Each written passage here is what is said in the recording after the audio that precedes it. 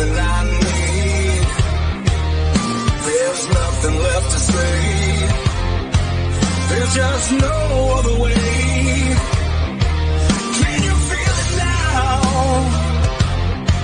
It's like a steel boot to the gut. I feel the heat from these fields of fire.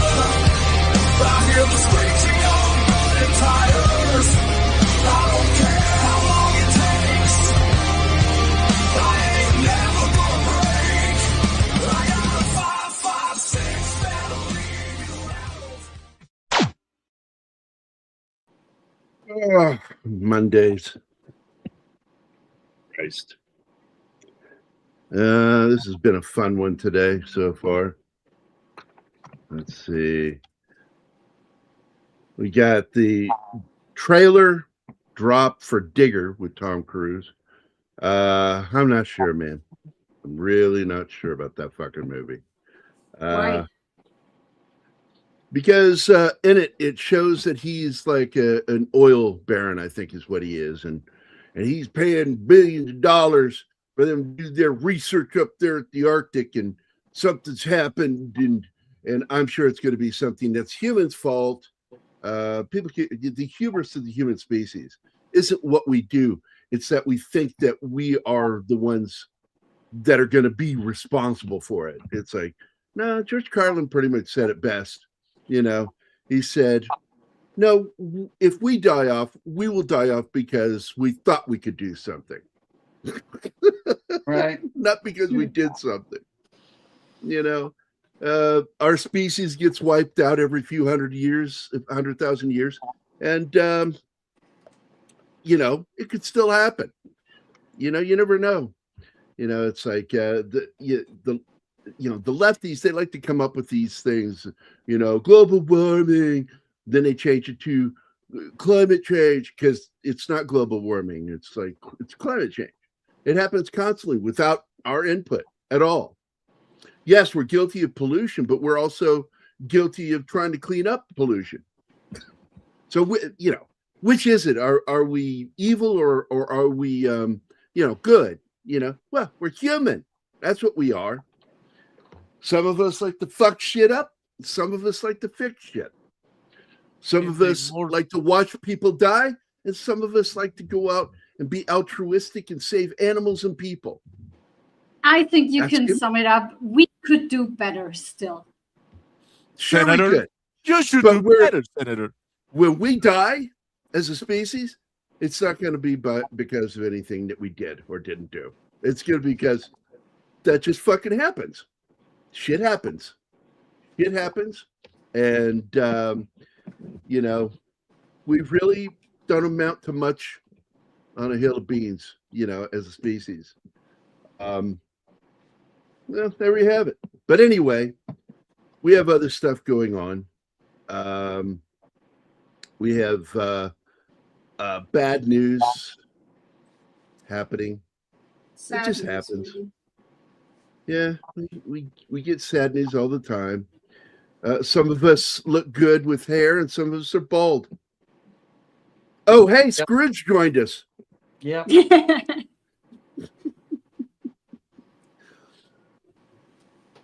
What was taking off the hat about? Because I thought you were going to mention Right. Sam Neill, but Yes. Oh, okay. I took Well, I my am. hat off, and you took a chance to rib me for my hairline. Yeah, I rip you for Here, your lack of hair. let's allow him to do it again, so he can Actually, just get it I out of like his your system. I like your Captain Picard look. It's good. Captain I've never Picard. seen you without a cap, Joe. This That's is a my first. this is my shit. I'm failing. Ben Sam Neill. Franklin? He directed Sam Neill in The Mouth of Madness. John Carpenter look. This is my John Carpenter. Ah, you don't look enough like Lopan. Lopan. Yeah. Yeah, 'cause I'm he's not that he short slowly, either. So He you know, slowly became Lopan. He's now Lopan. right. So anyway, I posted about this earlier on X.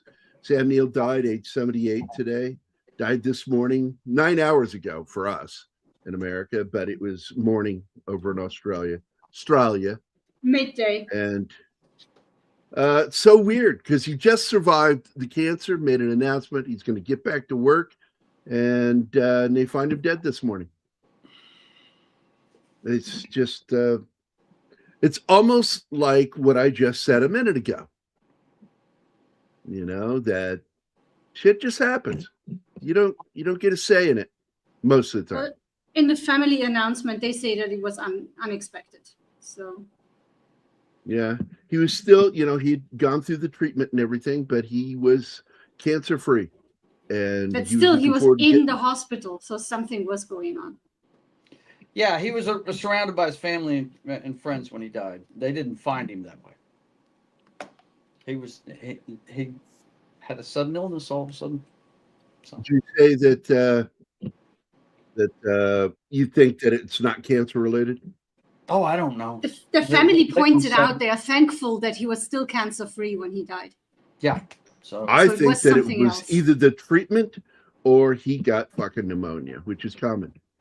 Which I said to nobody listening earlier that I'm concerned I'm getting a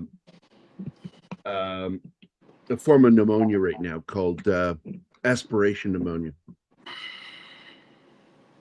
And I'm watching it right now to see if it's okay. It's why I've been coughing all morning for anybody that... Okay, never mind. All right, so Gambit is here. John Whitaker. One of my favorite Arnold movies, completely unrealistic with a huge body count. 81 killed. Oh, yeah. I mean, he basically kills a whole island. A lot of Latinos were killed in the making of this movie. Let's see, who else is here? Is that it? John Whitaker, Gambit. D-Bud's here. Good morning, D-Bud. How you doing? And Popcorn Geek is here. What's up, brother? He said he would be here on Twitter yesterday, remember? Alpha, the human mind has a need to have faith in something. If you reject traditional sources of faith, you just find your religions elsewhere. Political movements, environment, and if you don't like your religion, go make your own. One of the weirdest group of people I've ever met are the Unitarians. They're fucking weird. I thought Christian scientists and Scientologists were weird. Go hang out with the Unitarian.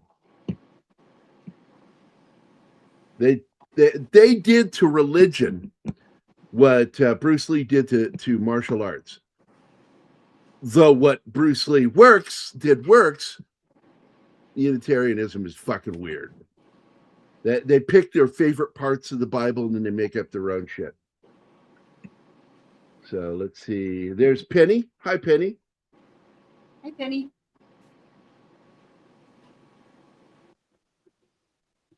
Let's see.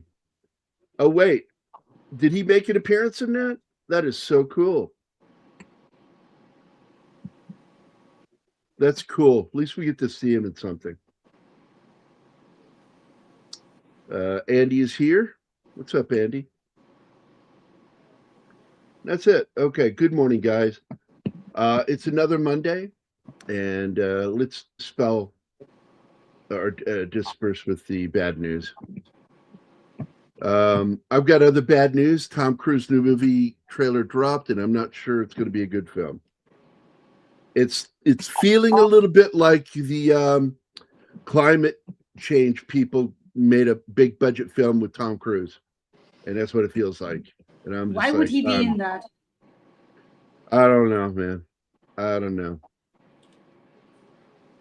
Because all Hollywood. So to take the grandkids to see Moana soon. All right. I'm hearing that it's just like watching the animated film. There's like I'm hearing no difference. Nothing good about this movie. Nothing. It's just a remake of the movie they released not that long ago. And it's like they got the same actor to do the voice. I don't think it's the same girl. No. Honestly, I don't care. The thing is, they're calling it live action, and the trailer looks like a CGI crap fest. It's all CG, and it's bullshit to call it live action. Yeah. The actors are live action, but they're still doing CG to him. It's like when my wife wanted to go see the live action Lion King. I said, "You do understand it's still animated. This is not." Well, yeah, animals can't talk, so why call it live action to begin with? Stupid. Hey, we made a lot of money with that movie. Let's remake it. That's all they're doing. Wasn't And they're that going to just do 10 it to years Star ago? Wars one day too. You watch. Oh, they've been talking about a reboot of Star Wars for a while because, first of all, Tom Cruise does not have the best of health in that film. No, he's fat and he's old. He plays a guy that was an old school oil tycoon, hence his nickname Digger. And I don't know. I'm not interested in it so far. John Goodman's the president of the United States, and I immediately shy away from any movie where they want to show somebody in the White House. So Goodman has been a king now and the president of the United States. Yeah. He was the president of the United States on TV when he was healthy looking back around the turn of the century on the West Wing. I saw that way, yeah. Yep. Our But I don't want to see John Goodman in the shape he's in now. Good Lord. It may be healthier for him, but good Lord. He looks so different. He looks bad. He doesn't look like himself. No, he because doesn't. We're so used to seeing him differently. Yeah. Christian Delorme in the house. I like The Revenant. Birdman was okay. Not that big a fan of Birdman. Like Keaton was great in it. That was the only thing I thought was good in that film that I really enjoyed. Like, I don't own the film because I don't plan to ever watch it again. Yeah. The people that like to talk about that film are usually fake cinephiles. Real cinephiles talk about great fucking movies and or even great bad movies. Yeah, Birdman's not on any of our lists. You want to see Keaton act, watch Clean and Sober. Yeah, Clean and Sober is a great fucking movie. Yeah, Tom C. is about 65 years old at this point. It's not old, really. He is also directed Gary's a film age. called He's the exact age Gary is. That's how No, he's not. He's 3 years older. Yeah. I think he's 65. I'm 62. Cruz is 65. Is he? Yeah. Look that up. Oh, 65. He also directed the film called 21 Grams, which is okay. Another one. It's like Popcorn. You and I talk movies all the time. Okay. 64. You are a real cinephile. You know your information, you know your movies, but there are films you and I post about that we love that are greater films than any of the ones that were just mentioned. 21 Grams, The Revenant. Revenant is the best of any of them, and I didn't even think that was all that great. I mean, they got it wrong. They got the story wrong. That's a brutal movie. That's a brutal movie, not just the bear attack. The bear attack's about all they got right in that movie historically.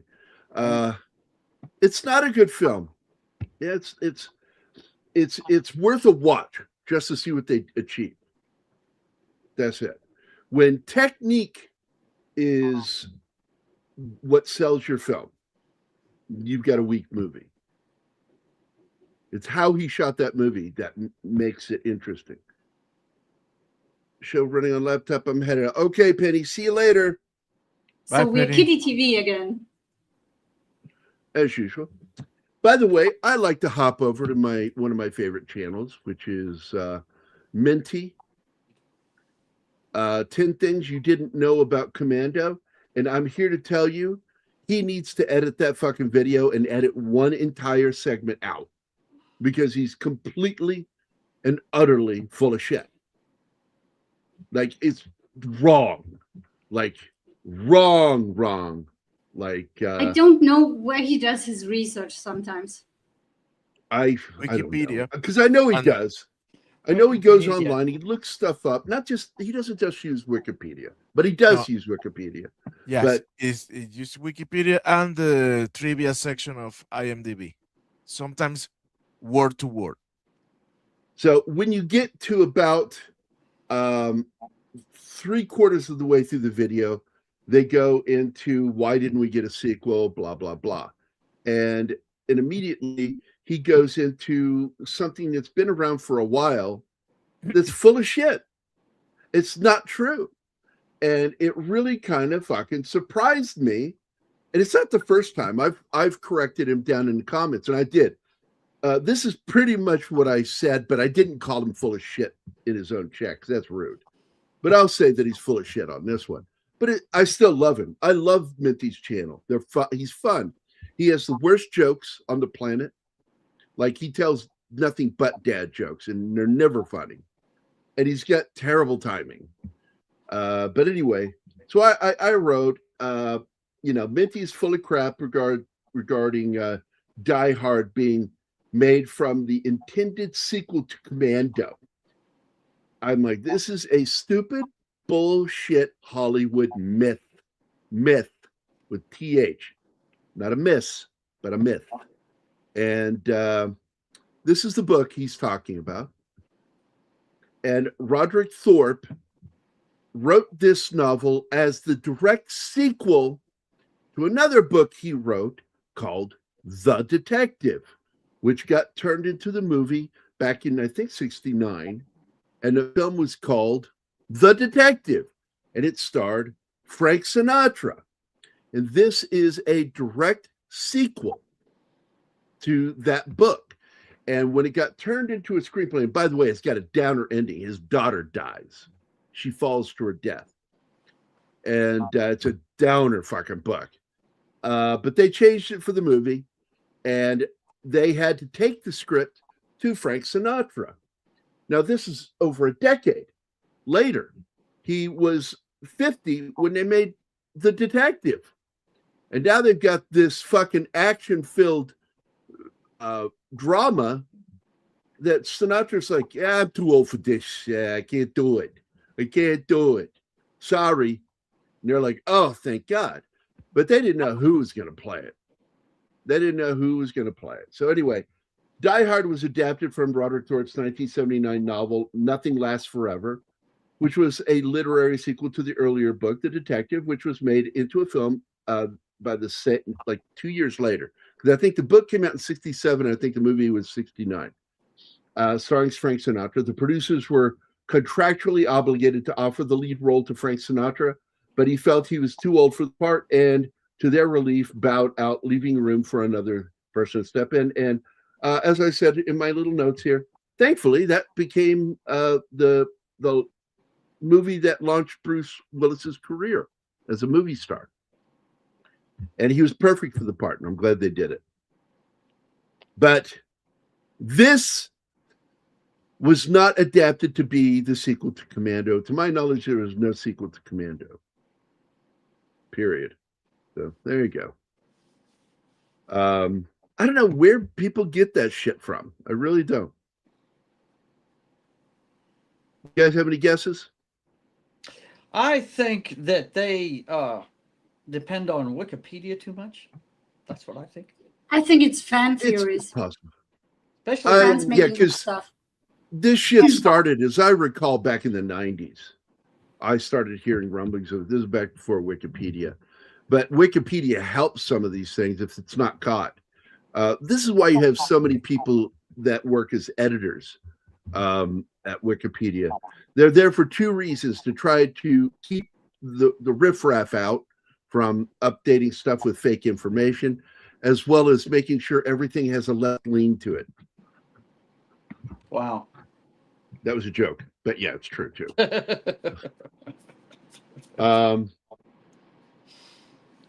And what's this? Just posted about a movie I just saw for the first time, The Comedy of Terrors. Great fucking movie right there. That's Roger Corman, man. I love that movie. That's Peter Lorre and Vincent Price. Wow. And I can't remember who. It's Basil Rathbone that's in that one too, as I recall. Comedy of Terrors. Yes. Look, man, Roger Corman, like, I don't think before the 80s made a bad movie. I enjoyed everything he made. Bucket of Blood, one of my favorite Dick Miller roles. All right, so yeah, they're picking up trash on a Sunday. Yeah, that's never going to fucking happen in the world. Now, I will tell you that there is a director's cut to this movie. And I've always wanted to see it, and so I have. I now have a Blu-ray copy, and it was very interesting to see what they did. And I got to tell you, it's really not that different from the theatrical cut. It's just 2 minutes longer or something. Yeah, it's not 2 minutes even longer. 2 minutes. It's a minute 54 1 minute 54 seconds of additional material, and he leaves in the entire scene from the tool shed, and him cutting the guy's arm off and then throwing it on top of his body, just tossing it on him. There you go. There's your arm. You can have it back. And we get a different take on the daughter when he says, your father will finish his job and then you will both be reunited, even though he fully plans on killing them both. Basically, he says, I'm looking forward to my dad kicking your ass, is what she says. So it's just slightly different. The movie was R-rated. I don't know why they had to change that, but he put it back to that line. And when they're driving around talking, Schwarzenegger and Chong, they're having a conversation. She actually asks his name, and then asks, like, how did you end up with just you and your daughter? And he explains the story that his wife died in childbirth, and that he was over in Laos when it happened, and when he got home, he didn't even have a chance to really properly grieve his wife. Lost her while he was off on a mission, and that's when he decided classic. he Mom needed, isn't there because she's dead. Well, the thing is, though, it's because of that makes him leave the military and dedicate the rest of his life to raising his daughter.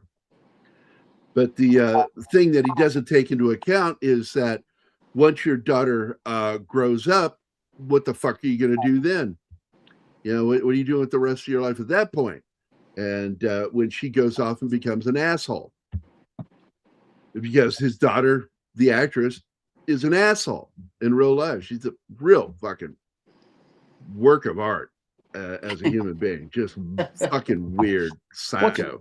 What's wild is to see her. She's a host of my wife is addicted to these competition reality shows, and one of them's Project Runway, and she's the host of that thing. And what's wild is to watch her season to season fluctuate from being pregnant and huge to being back to her slim self. I mean, every other season, she's had a few kids. It's really wild to see. But she's a gorgeous girl. But upstairs, yeah, questionable. But wait a minute. So Comedy of Terrors wasn't a Roger Corman, but it's got the entire fucking Roger Corman team involved with that. How is that not a Corman film? That's wild. I always thought it was a Corman film. Love the movie, though. Boris is in it, too. Fuck, man. What a fucking cast. I love that about Roger Corman and even Ed Wood. Ed Wood did it with one actor, really. He did it with Bela Lugosi. But Roger Corman would get these actors whose careers were waning, and he'd bring them back and make movies with them. You know what I appreciate the most? The price. But anyway, so she asks all those questions, and she gets the backstory. You finally hear about it. The other thing I should throw into the mix right now while we have a chance is this is the second of 3 movies I'm trying to pause it. There we go. Here we go. With Bill Paxton. Bill Paxton was in 3 Arnold films. The first one being Terminator. He was one of the punks at the observatory. Here he is as a communications officer watching radar, giving his plane a warning, or you'll be shot down. That's Bill there. And then he would, a few years later in the 90s, appear in a little film called True Lies, where he's the piece of shit womanizing used car salesman. That's a great. And Tom Arnold goes, I really like this guy. I do not like him. He's banging my wife. Except for that one thing. I kind of like him. His character's kind of scary, though. That line in the car where he says, ass like a 12-year-old boy. I'm like, oh, my God, dude. What the fuck? Yeah. Well, filming Arnold Schwarzenegger would run 3 to 5. Look, we all know his exercise regimen, Gambit. And the way he really pushed it with his next film, Predator. Oof. Like, he really fucking pushed it on that one. But he was doing it for a reason, to fuck with the other cast. He absolutely wanted to basically fuck with, specifically, Ventura and what's his name? I just forgot his name. Played Apollo Creed. Carl Weathers. Carl Weathers. Fucked with Carl Weathers, man. He would get up early, go work out, and he was just forcing him to do stuff. My favorite with that one is he tricked Jesse Ventura into thinking that he might have the bigger arms than Schwarzenegger, and it was all a game. He was just fucking with him. Arnold had the bigger arms of the two. Arnold, look, man, you could do a whole show just on his achievements, but he's proof that you really need to get out of the public eye once you stop doing what made you great. Because when he tried politics, oof, that's when it went to shit for him, boy. Oof. Oh, Jesse, yeah, he's insane. No, not Jesse. I'm talking about Arnold, man. Arnold did better in politics than Jesse. He actually did some good, but Jesse's insane. Yeah. Oh yeah. Like he lives off the grid in Mexico. Hence, he's insane. Yeah. So hey, you don't have to do it, but you do it because you're crazy. They both ended up governors. That's funny as shit. That's wild. One actually did some good, and the other one didn't. Yeah. Look, Jesse's insane. There's no question about it. He is. He's always been a little insane. But he and his brother are fucking commandos. They served in Vietnam together. They both were the early, a version of Navy SEALs. And I get pissed when people say he wasn't a Navy SEAL. I'm like, the fuck he wasn't. Yeah, he was. He graduated BUDS, motherfucker. If you graduate BUDS, you're a Navy SEAL. He was called UDT. But the fact is he's still a fucking Navy SEAL. Even Don Shipley said, no. Stop questioning that guy's cred. But later on, he's a bit of a fucking asshole, suing Chris Kyle over the book. Mm-hmm. And there's still witnesses that say it really happened, that were there. And why he even pushed it is what's beyond me, man. Well, once Chris Kyle died, he should have dropped it. Yes. But what does he do? He sues the widow. It makes the widow with her children have to give money to him. What a prick move. Whether it happened or not, you don't go after the widow. That's a dick move. Yeah. Man. If you want to sue somebody to get your name cleared, that's one thing. He was going after money, and that's wrong. I remember Arnie talking about how the one draw to this movie is that he wasn't playing an android or wearing a loincloth. Well, he has said some funny shit. He liked working on his film because it was a caricature. It wasn't really a character. It was a caricature. This is kind of a cartoon, an This is action a cartoon, yeah. I mean, the bad guy is Freddie Mercury on steroids, Yeah. I even said that, but it's a fun movie, directed by Mark Lester, another Lester. Thank God his name's not Dick Lester. Or Chester. He did some interesting films. He directed another favorite of ours, Showdown in Little Tokyo, with Dolph Lundgren and the late Brandon Lee. He did The Class of 1984, a punk rock post-apocalyptic movie, music comedy. Firestarter, he directed that, which I think is a better film than it's remembered. I like that for. movie, man. I do. I like that one. Yeah. Yeah. And but I can't think of anything else that he's done of note. He does a lot of really bad movies.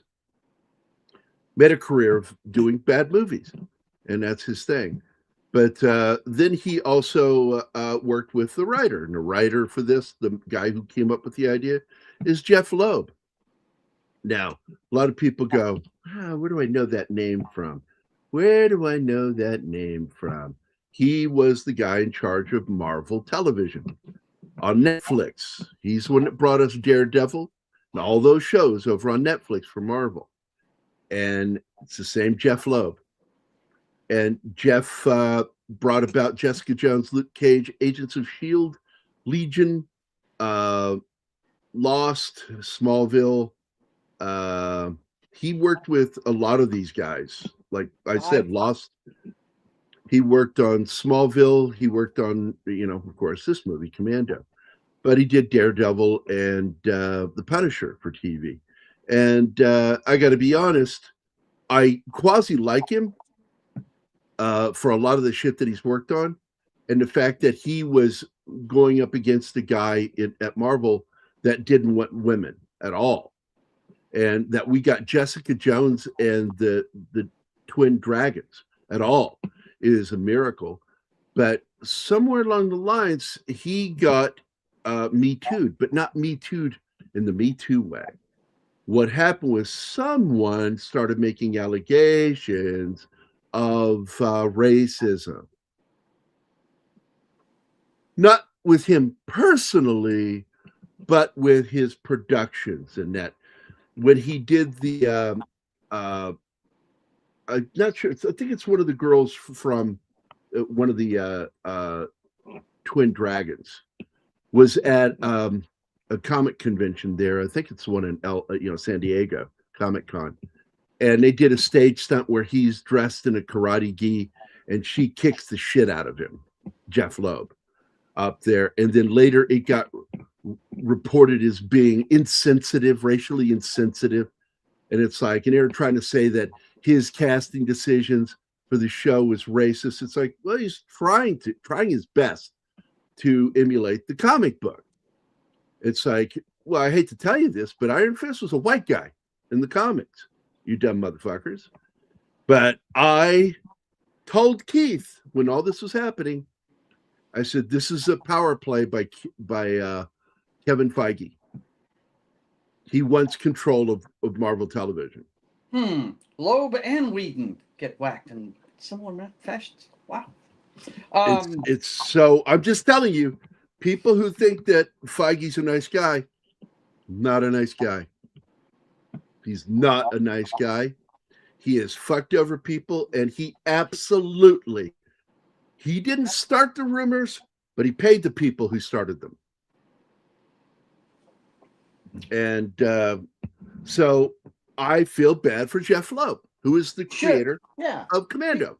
Yeah, look, let me tell you something. You mentioned a couple of things in there that I dig. First of all, I don't think there's an argument that the best run of Marvel on television was the Netflix series. Look, Loeb did a great job. He fucked up a couple times by letting the feminists. Iron Fist was bad, but yeah. No, I'm not getting into that yet. I'm talking about when they made a decision that only female directors can work on Jessica Jones. And I'm like, what the fuck did you just say? Yeah, they did that. And I'm like, You flip that, and what is that? Oh, that's sexist if it was only men. But it's okay if it's only women. Men can't work, so it's okay. That's what I say. That pissed me off that they pulled that shit. And then not, forcing the kid playing Danny in Iron Fist, make him do his training and do diligent work to do the martial arts. That was also bullshit.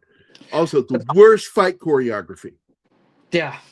You want to talk about great fight choreography? The other thing I was going to mention that you touched on, we're currently in the 5th season revisiting Marvel Agents of S.H.I.E.L.D. and I forgot how good that fucking show was in its first 4 I love that show.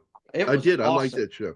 I think it was, and really Marvel needs to look back into their history to that one specifically because it runs concurrently with the movie universe, but it's not homework.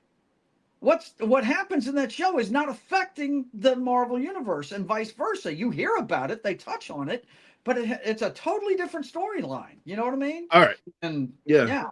So they need to start doing that again. That's part of their fucking very problem. much so. Yeah. So love that show. Getting back to this, we got Vernon Wells here. I paused here on him because I love Vernon Wells. I think he's great.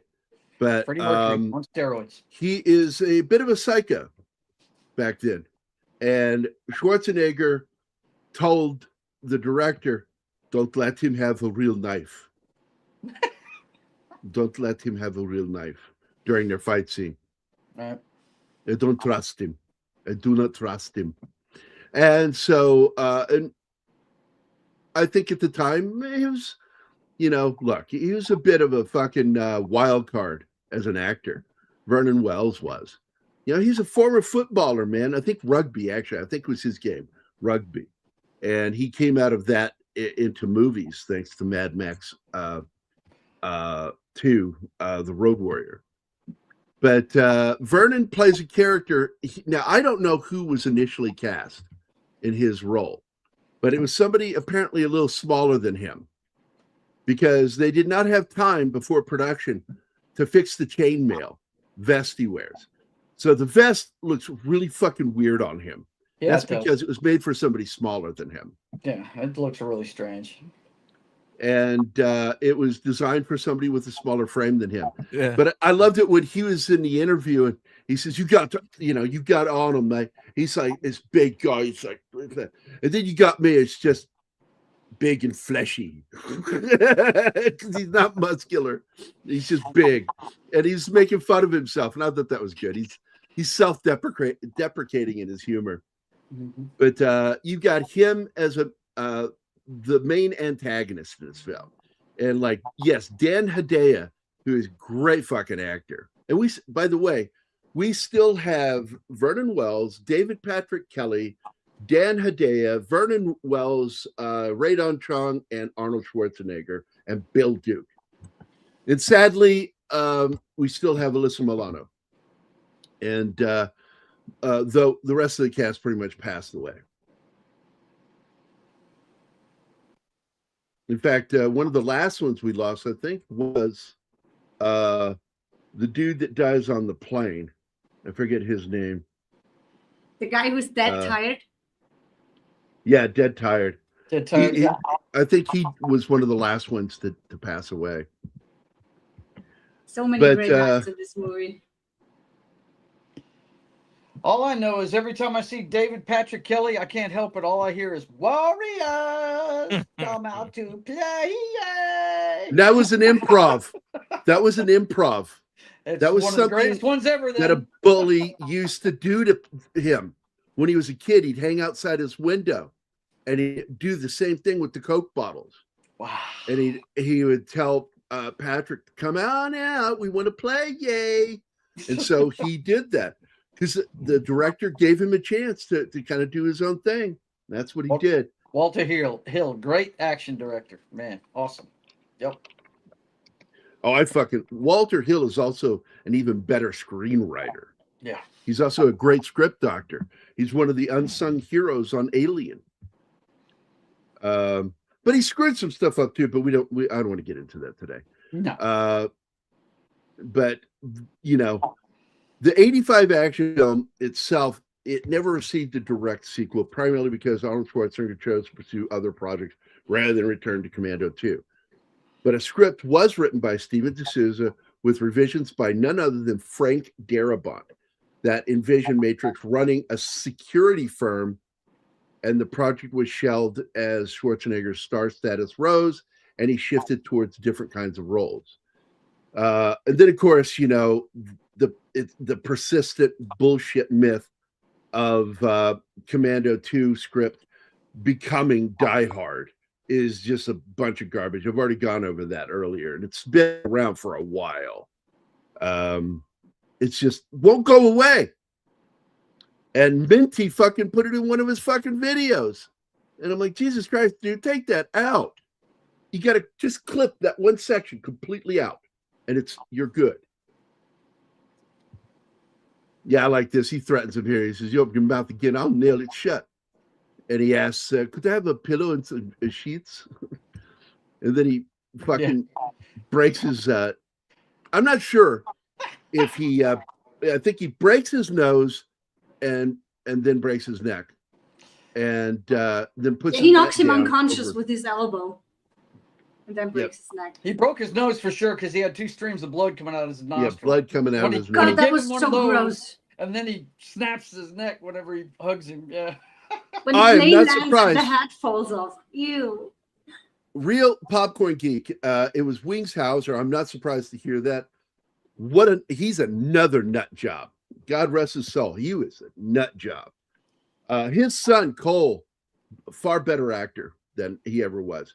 Tried to have a relationship with him and couldn't make it last. Could not make it last because he's a fucking nut job.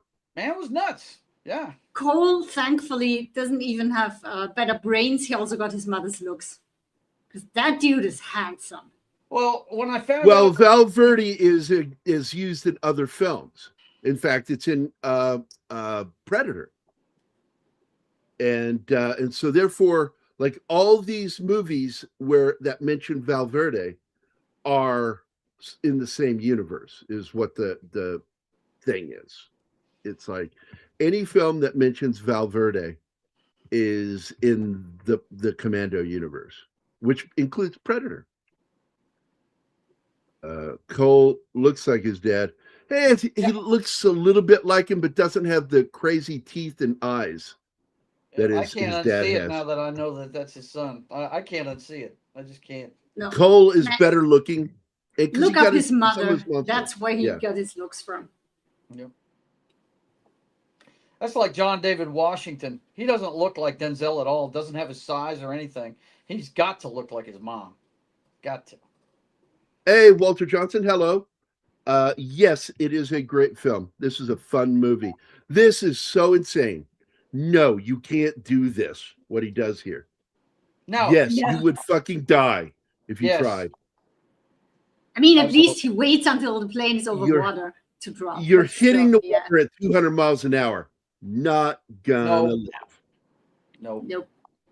Well, even he a basically perfect dive wouldn't save you. Yeah. He takes out an army on his own and only gets shot in the shoulder at the very end. So yeah, very unrealistic. Still fun to watch. Popcorn flick. Once again, this movie is a cartoon. Yeah. Arnie has some great lines. Yeah, in fact, Die Hard 2 mentions Valverde. And so therefore Die Hard is in the same universe. Wow. Is that where the fucking drug dealer's from? Yeah. Yeah. Oh, wow. Yeah. That's awesome. Because that was one of the other ones I just remembered. That absolutely, yeah. Like I said, any film that mentions that, and any production that E. D'Souza works on, Valverde is mentioned in it somewhere if it's Huge needed. fan of the Die Hard series. Huge fan. Up until the last one. Yeah, the last one, not so much. Now, James Horner did the music for this, and I want to point out, this is one of the best soundtracks he ever did that's not really a score. It's just, this is music. It's just fucking music. You've got the steel drum and shit in there. And I'm telling you, man, I fucking love the soundtrack for this movie. It's good shit. Yeah, it is. John David Washington does have his father's voice, though. Yeah, he does. He's got the same voice, but he does not look like him. I just got done watching Tenet with the clients last Friday again. And Yeah, in fact, when somebody said that that's Denzel's boy, I'm like, really? are you sure? Did he have a DNA test? Tell you what, though, the kid can fucking act. I like him. He's great. He was the second best thing in the movie Tenet. Yeah. And I'm going to say this is really weird. That big, tall Amazonian bitch, I fucking thought she was good in that movie. Yeah, she's great in that movie. Love her. Yeah, she's fantastic. I always tell people, it gets a lot of hate because that's the worst one when it comes to his soundtracks overdoing the voices where you can't even hear anything at some points in that movie. But I like stuff that's different, and that was a different kind of thing. I thought it was a neat universe he built there. But I always tell people, if you want to know what a black James Bond would look like, watch Tenet. That's what it is. I'm telling you right now, that guy's a good fucking actor. And I said, if they had picked someone like him, but what I said was he should take over the role of the younger Equalizer. Yeah. I would love to see him take that on. with him, yeah. Mm-hmm. Mm-hmm. And do not movies, but a fucking series with him. Yeah. That would be great. And because that TV series they do on CBS is garbage. They'd have to give him platform shoes, though, because he's nowhere near as tall as his dad is. He must have his mother's looks and height. Well, you can do a lot with camera work and angles. Yeah, of course. I mean, just look what they do with Cruise in movies. You know what I mean? Oh, yeah.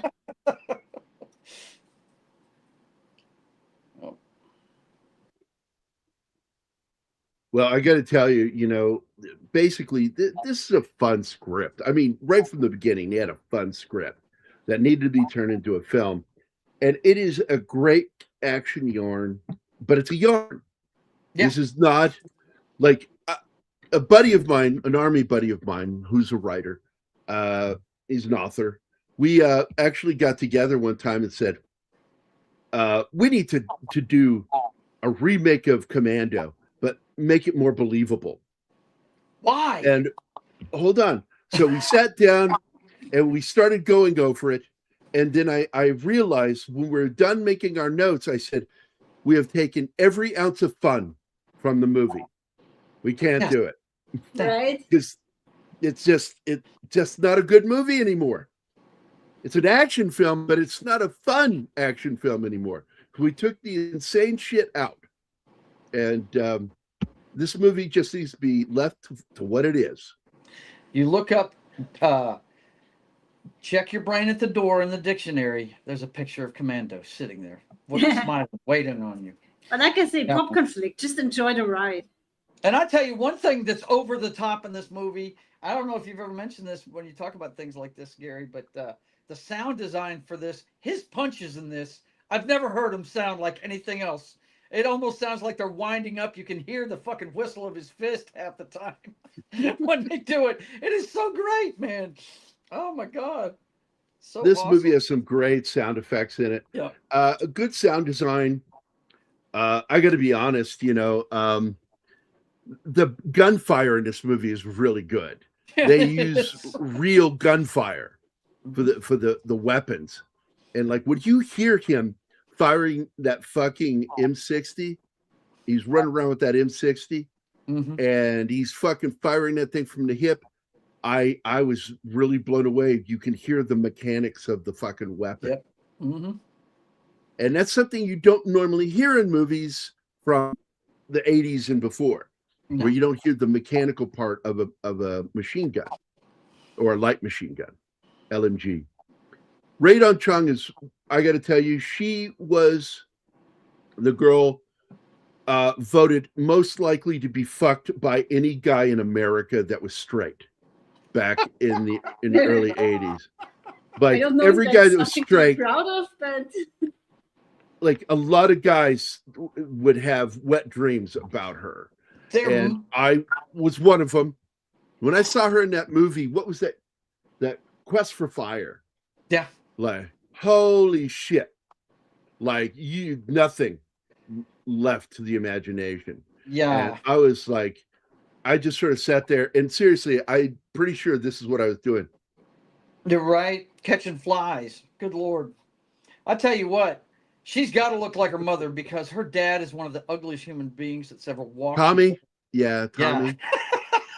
Yeah. Her mother has got to be a babe, you know? Tommy is one ugly human being. Well, Real Popcorn, it never really started for me. So it was over from the moment they started making it. I was not going to fucking watch that show. If they had made it to where she was using her cunning and not fighting, when they showed her do action, not interested. This is more of that bullshit of a woman being able to fight a guy. You know, unless it's the movie where she's running a hair salon, I don't want to see it. Yeah. Queen Latifah's cool, but also in Quest of Fire is Ron Perlman. And as I said, Ron Perlman in high school is voted most likely to not have to wear a lot of makeup when he plays a caveman or a monster. Yeah. Ouch. I don't like Ron Perlman as a person, but I love his movies. No, that's Clan of the Cave Bear. Cave Bear. Different movie. All right. Okay. Yep. That movie tanked. It wasn't good. Not very good. No. When RDC starts using the bazooka to shoot it's not a bazooka, but rocket launcher. It follows like bazooka is the name for non-military people for anything that fires a rocket. Right. Those of us from the military. People, a law rocket is not a bazooka. It's disposable. Law is not. Reload it's disposable. That's right. Now, what she was using, it's really funny. She picks that thing up and points it the wrong way, and that was fucking funny. Yes. The irony of it is when they show her fire it, and the rocket goes out, it shows her fall backwards. Technically, that should have happened when she fired it backwards. Yeah. That would have knocked her backwards because the explosion's going out the other side. Mm-hmm. The front end is just the rocket leaving. The kick would have knocked her the other way. Quest for Fire was originally called... Okay, don't care. I don't find Radon Chong particularly attractive. Tastes vary. She's beautiful, man. I'm sorry. I'm gorgeous. Yeah. Yeah. She's an absolute babe. Look, buddy, we're going to pray for you. Right? Get some good glasses. Get some glasses, buddy. Yeah, nobody liked her. Like, I got to be honest, that show did not get any good ratings. Like, how it lasted 3 seasons, 4 seasons? I don't know. Idiots. Oh, Sherman Oaks is interesting too, particularly with all these nice bars and restaurants. I've been to Sherman Oaks. I still prefer the bars near West Hollywood. Don't go too far. You'll end up in the gay porn section and not fun.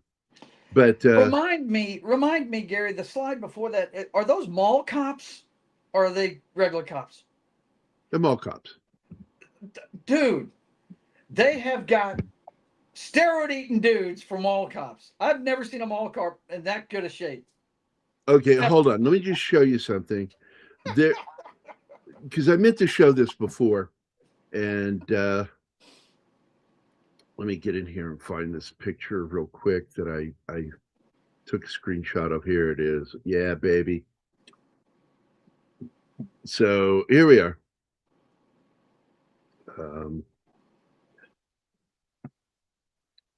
Now, that is Schwarzenegger's stunt double on the right.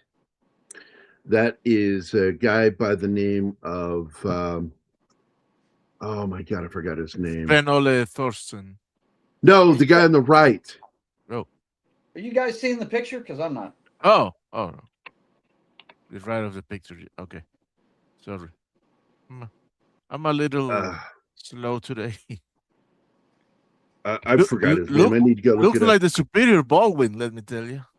I know it's not him, but there's a resemblance.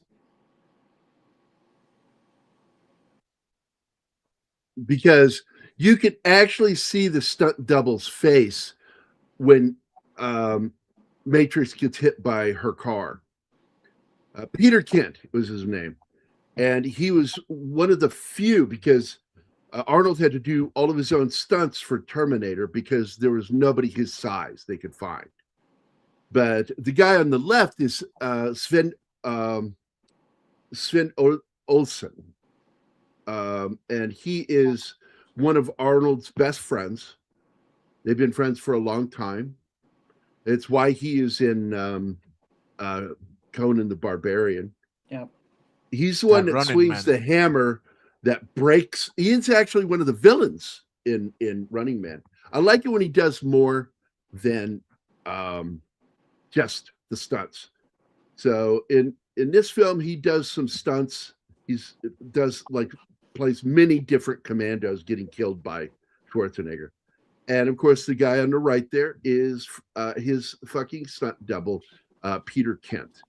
And I got to tell you, man, the guy has the size. He doesn't have the definition, but he has the size. And when you watch the scene where he gets hit by her car, rolls off the hood,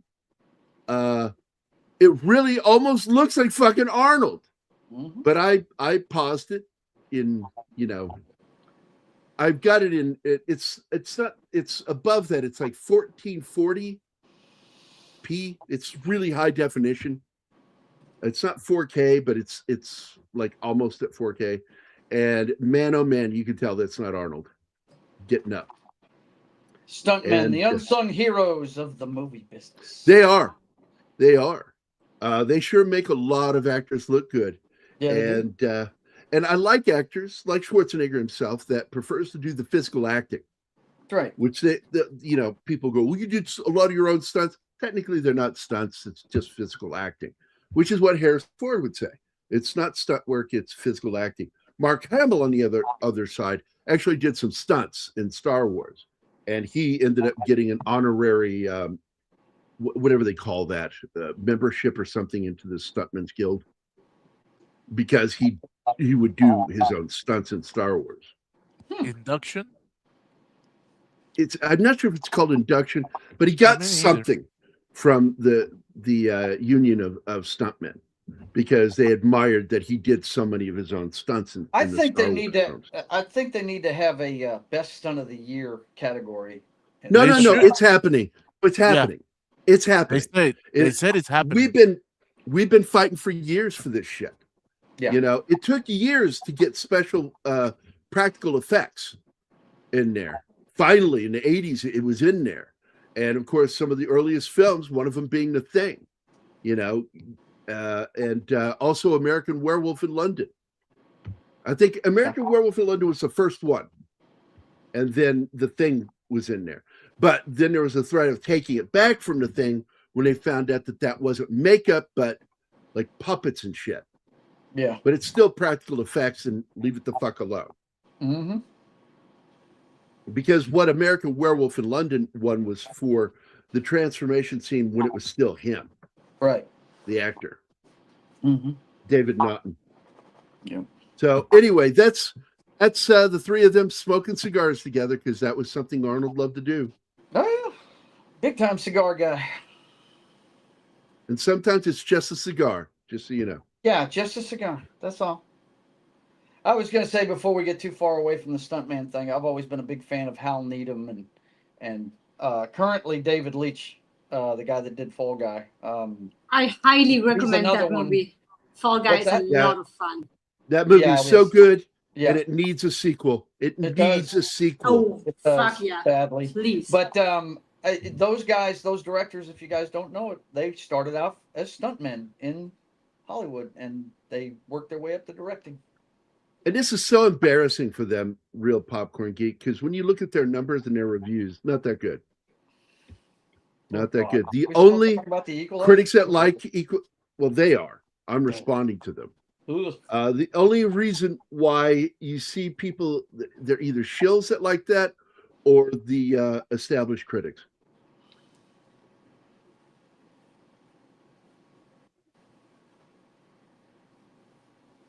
Hollywood's almost dead itself, by the way. Unions have, by themselves, because I was just talking to Anima, the problem with unions in the United States is the corruption. We have a bad problem still in the United States with corrupt unions. And they are more into what they get to keep them going than what the actors or people that are members of the unions get. And they will make people not be able to work. It's bad. It's bad. Unions could be a better thing. The concept of it is a good concept, but it doesn't work because you get a lot of fucking corruption. It works in Europe because our units are not for profit, and that's what makes it work. Two doubles for each shot. The unions. If you guys follow Clownfish TV, he just did a really good video on Hollywood for Sale, talking about how they're selling studio lots and all kinds of shit because taxes and the unions are running the productions right out of California. And they're going under big time. Well, California, that's just it. Everybody's shooting out of California now. But this has been going on since the early 90s. X-Files going up to British Columbia. But anyway, Schwarzenegger insisted on doing and performing a majority of his own action scenes. And it's to maintain that authenticity because cameras will tell you. We all know that from the big explosion jump scene with John Travolta and Nick Nolte's stunt doubles right into the camera. That is clearly not Nicolas Cage and John Travolta. It's their stuntmen. It's bad. But anyway, he wanted to do a majority of it. And the producers found difficult to duplicate. And the decision led to several on-set injuries, including a chipped shoulder bone during the final fight with Vernon Wells and a hand injury requiring stitches during a knife test close-up. Ouch. Just telling you, Schwarzenegger told the director, don't let him have a real knife. He's dangerous.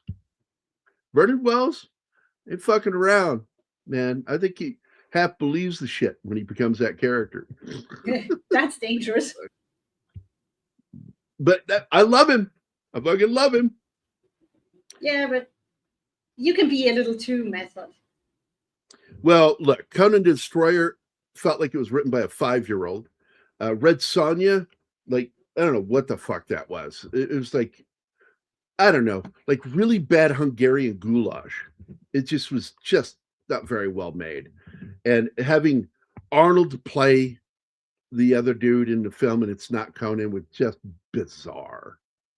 So Sven Ole Thorsen in Conan looked like Bruce Dickinson of Iron Maiden on steroids.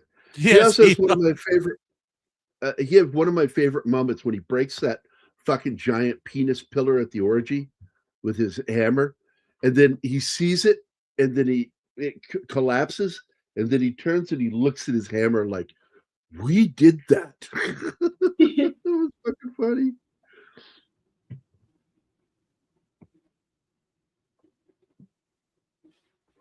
The car wrecks in this movie are ridiculous. This right before this, they wreck her fucking little what was it, a Spitfire, Ferrari, Fiat? What the fuck was that? Anyway, they drive into a fucking telephone pole, full speed, no airbags, hits the telephone pole, immediately cuts to him turning, looking and go, "Are you okay?" Are you okay? It's No, like, no airbags. They are not using seat belts. No. She doesn't even have a seat. I hate to Why tell you does this, he the rip only this- reason why you are not injured is because you're dead. You're in hell. I never understood why he rips the seat out. It makes no sense. Too funny. No, too he big. could. Hey guys, Too big for the car. Rhonda's fixing to go on lunch, so I'm gonna change locations. I'll see you in a minute. Alrighty. Slasher Fred is here. What's up, buddy? Radon Chong nailed her audition and was given the role. Let me tell you something. Go on YouTube and watch the behind the scenes featurette with interviews with all of them. It's great watch. But Radon Chong, no filter, talking about Arnold and his body and his dick. Like, she's making allusions to it in the video. I shared it with you. You could have watched it. You chose not to. That is so fucking funny. No fucking filter on that woman. And they keep cutting back and forth between her saying something and then cutting to Arnold talking about, that's when I picked up my weapon. She's talking about his dick. And he says, that's when I picked up my weapon. And I clearly know how to use my weapon well. You know, and she's just like smiling. That was funny. That's funny. And she clearly had a fucking thing for him. Like, she was in awe of him when she met him in person.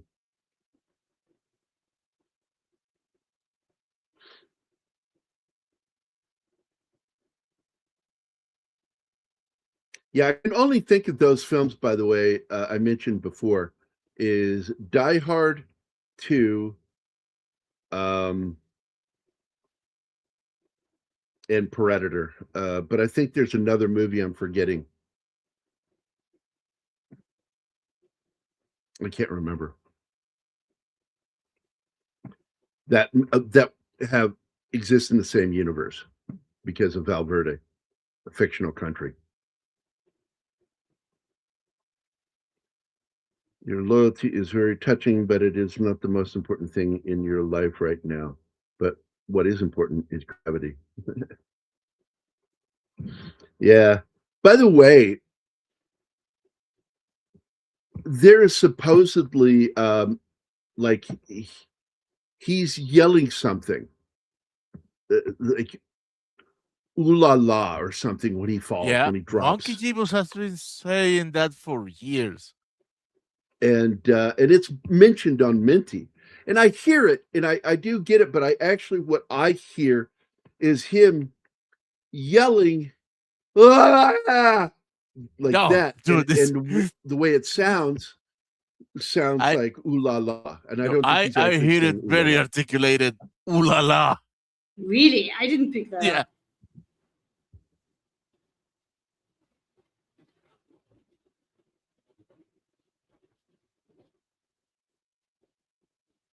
According to Alyssa Milano, Arnold Schwarzenegger was very protective of her on the set.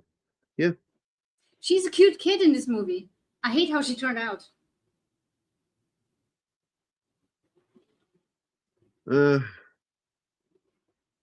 Trying to fucking see this image here. Like, he's ripping her fucking blouse open. That's nice. Oh, yeah, that was what it was for. Yeah.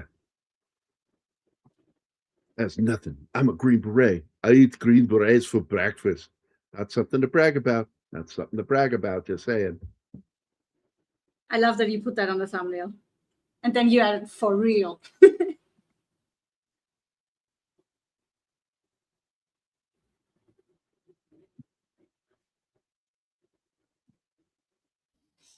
And he's back.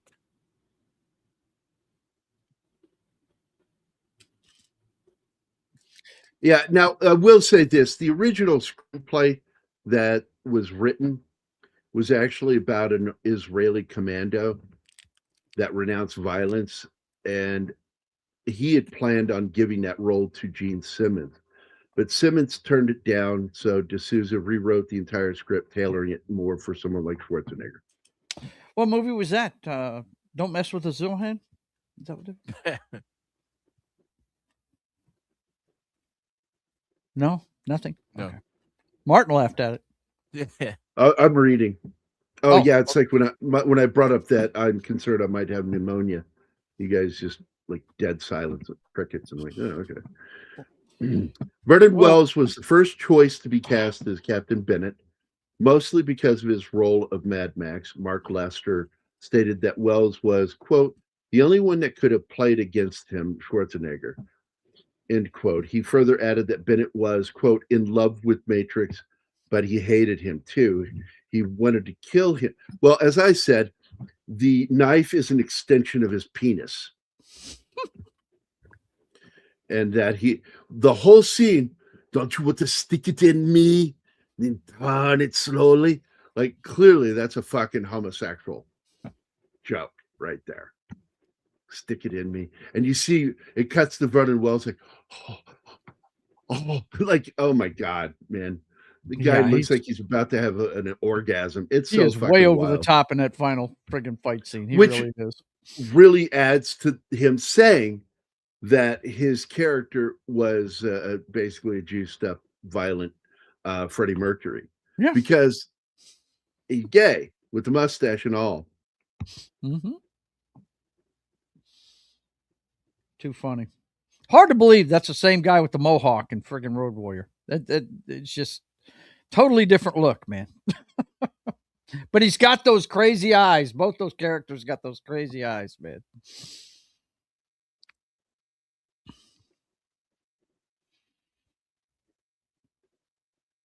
Love the Road Warrior, man. We lost Lord Humongous last week. He passed away. The actor that played Lord Humongous in Mad Max 2, The Road Warrior. He had Wes on a chain, and he'd release him whenever he wanted to kill somebody. Yeah. So Ava Cadell is an adult entertainer, and she's in the other hotel room or motel room, is what he's talking about there.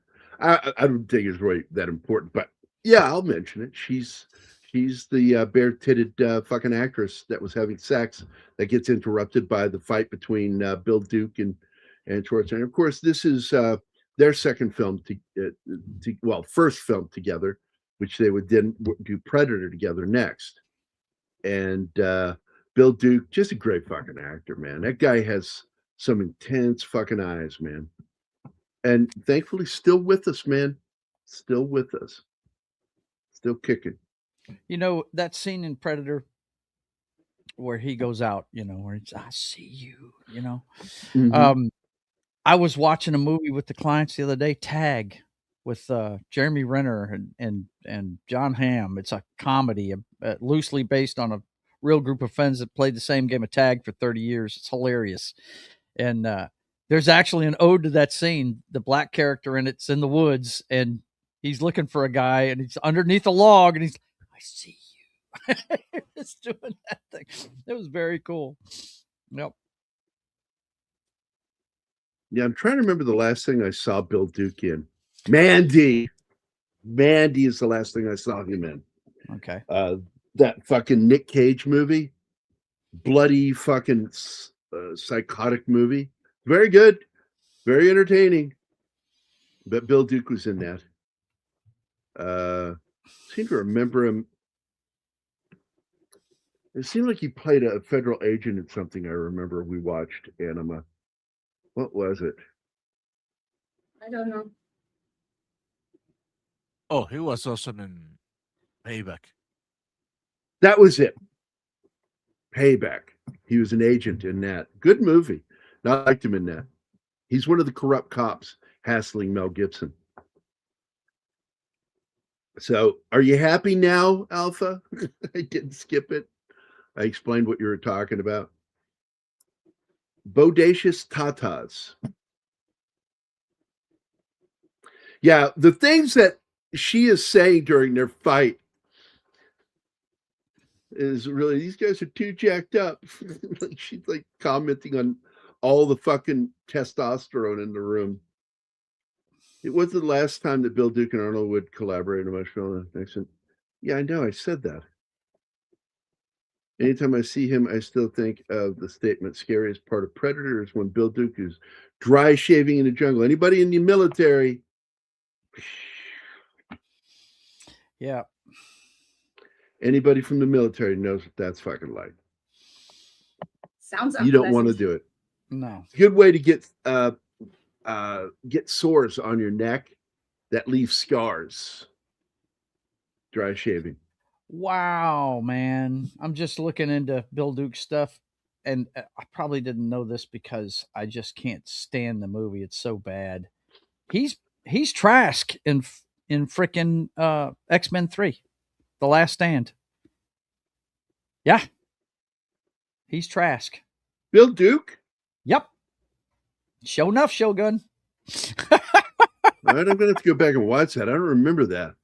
Yeah, he's in. I think the scene he's in is, remember when the guy from Grey's Anatomy, McSteamy, he plays the morphing guy that makes multiples of himself, and they're watching it inside the situation room on live.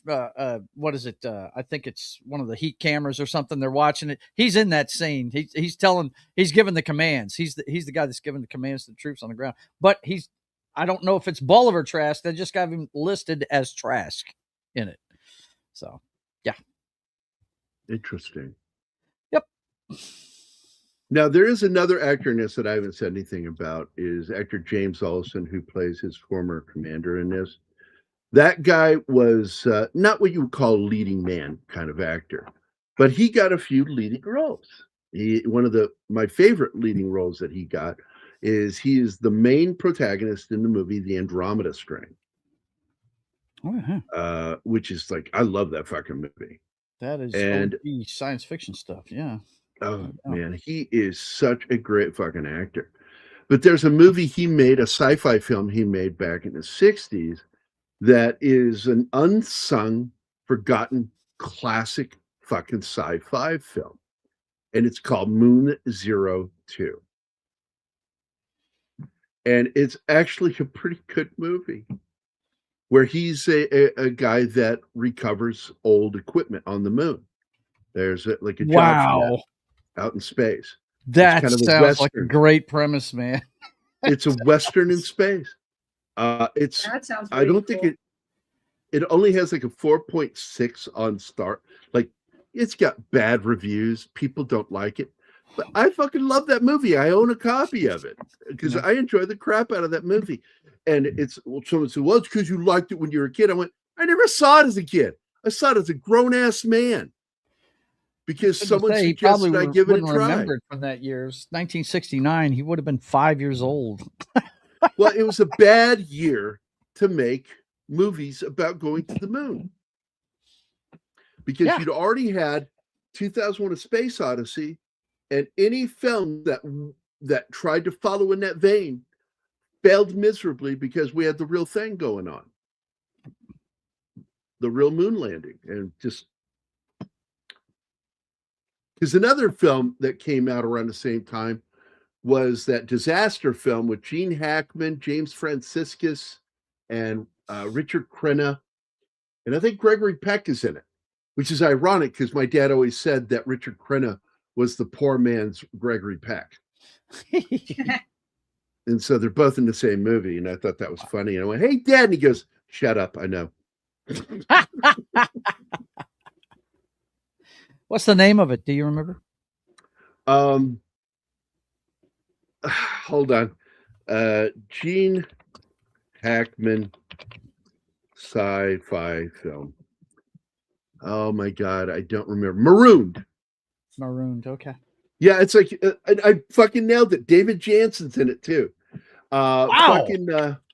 You got Gregory Peck, Richard Crenna, the guy my dad called the poor man's Gregory Peck, James Franciscus, David Jansen, Gene Hackman, Lee Grant, Nancy Kovac, the always beautiful Mariette Hartley, all in this one movie.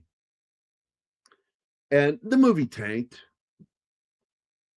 And again, it fell into that like weird window, 1969, like we've got a real moon landing, and 2001 preceded it.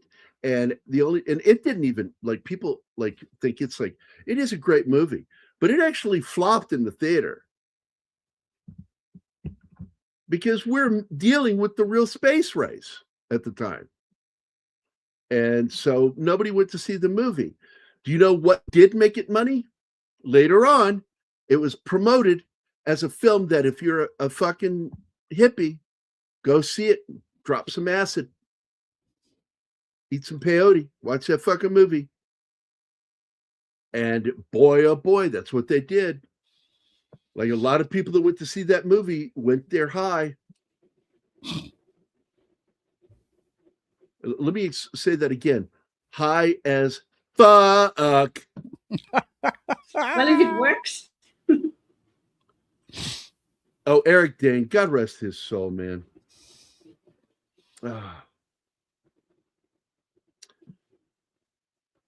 Moon 02. Yes, it was. It was a Hammer film aimed at America. It tanked. Also was colonial officer in. Oh yeah, Battlestar Galactica. You know who else was on that? Hold on. That was in Battlestar Galactica. It was Bill Duke. Bill Duke was in an episode of the new BSG. That was fucking cool. Yeah, Tim got it. Tim knew it. Marooned. Thanks, buddy. Schwarzenegger and Radon Chong shot a love scene. Yes, they have a sex scene. And it was so fucking awkward that it was decided to never fucking show that scene ever again. I'm glad they decided that because it's not needed for the plot at all. It was very awkward. And I suspect it's because she was really excited. He already done a love scene with Conan. Did they do? I'm not surprised, Tim, that MST3K did it. But I'm sure they did it after Mike Nelson left, too. I'm sure that was later on. But that's a good movie to make fun of. Because it's a fun movie. And it's really, like, it can be easily mocked. That movie, Maroon, was, okay. Mark Lester really wanted Arnold to dangle David Patrick. Yeah, and Arnold's like, are you crazy? No, I can't do that. Yet he needed to be put up by a cable.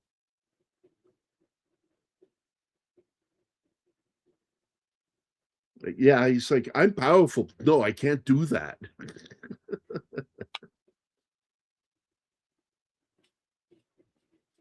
Now, back when I was a kid, I took my 10-year-old son and did that with him. Lifted him off the ground by the ankle and held him over a trash can. I said, that's it. I'm done with you. I'm trading you in and getting a better kid. And he goes, no, I'll be good.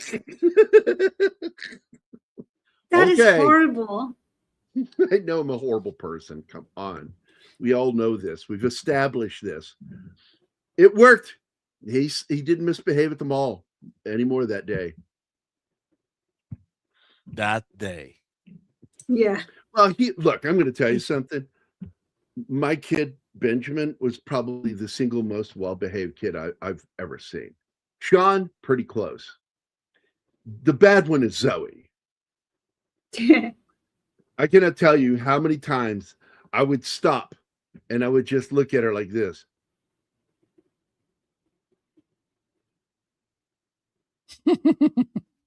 And she would like look at me and I would just stare at her.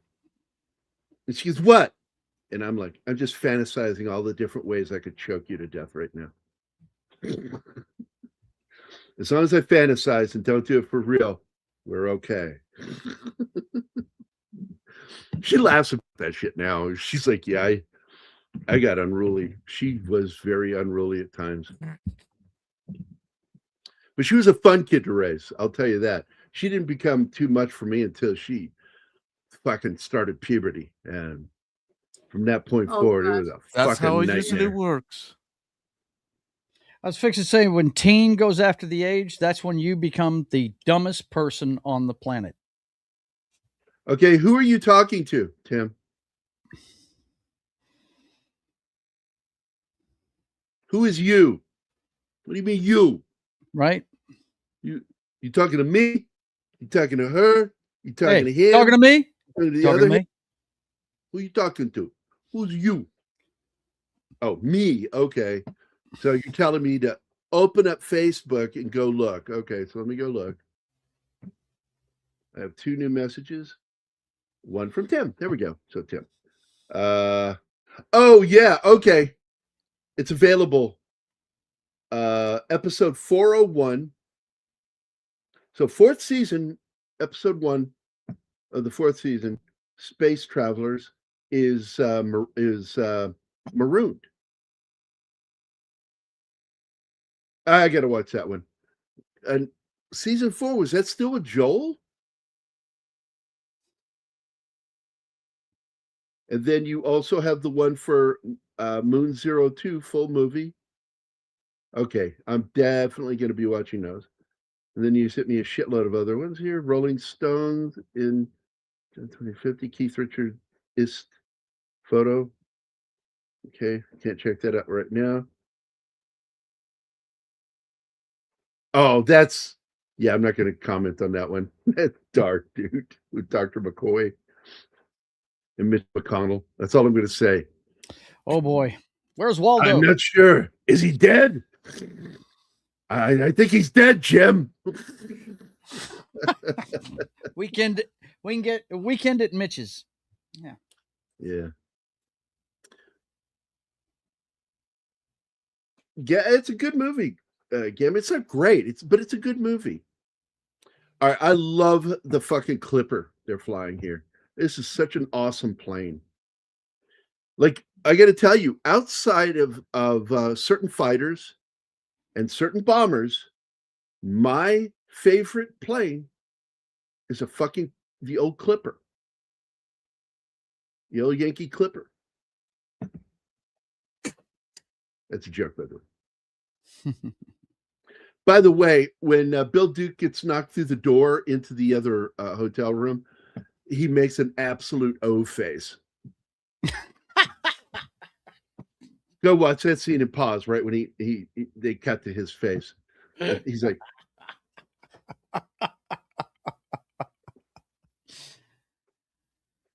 yeah, she was talking about this, hanging out of that boat, watching him row away.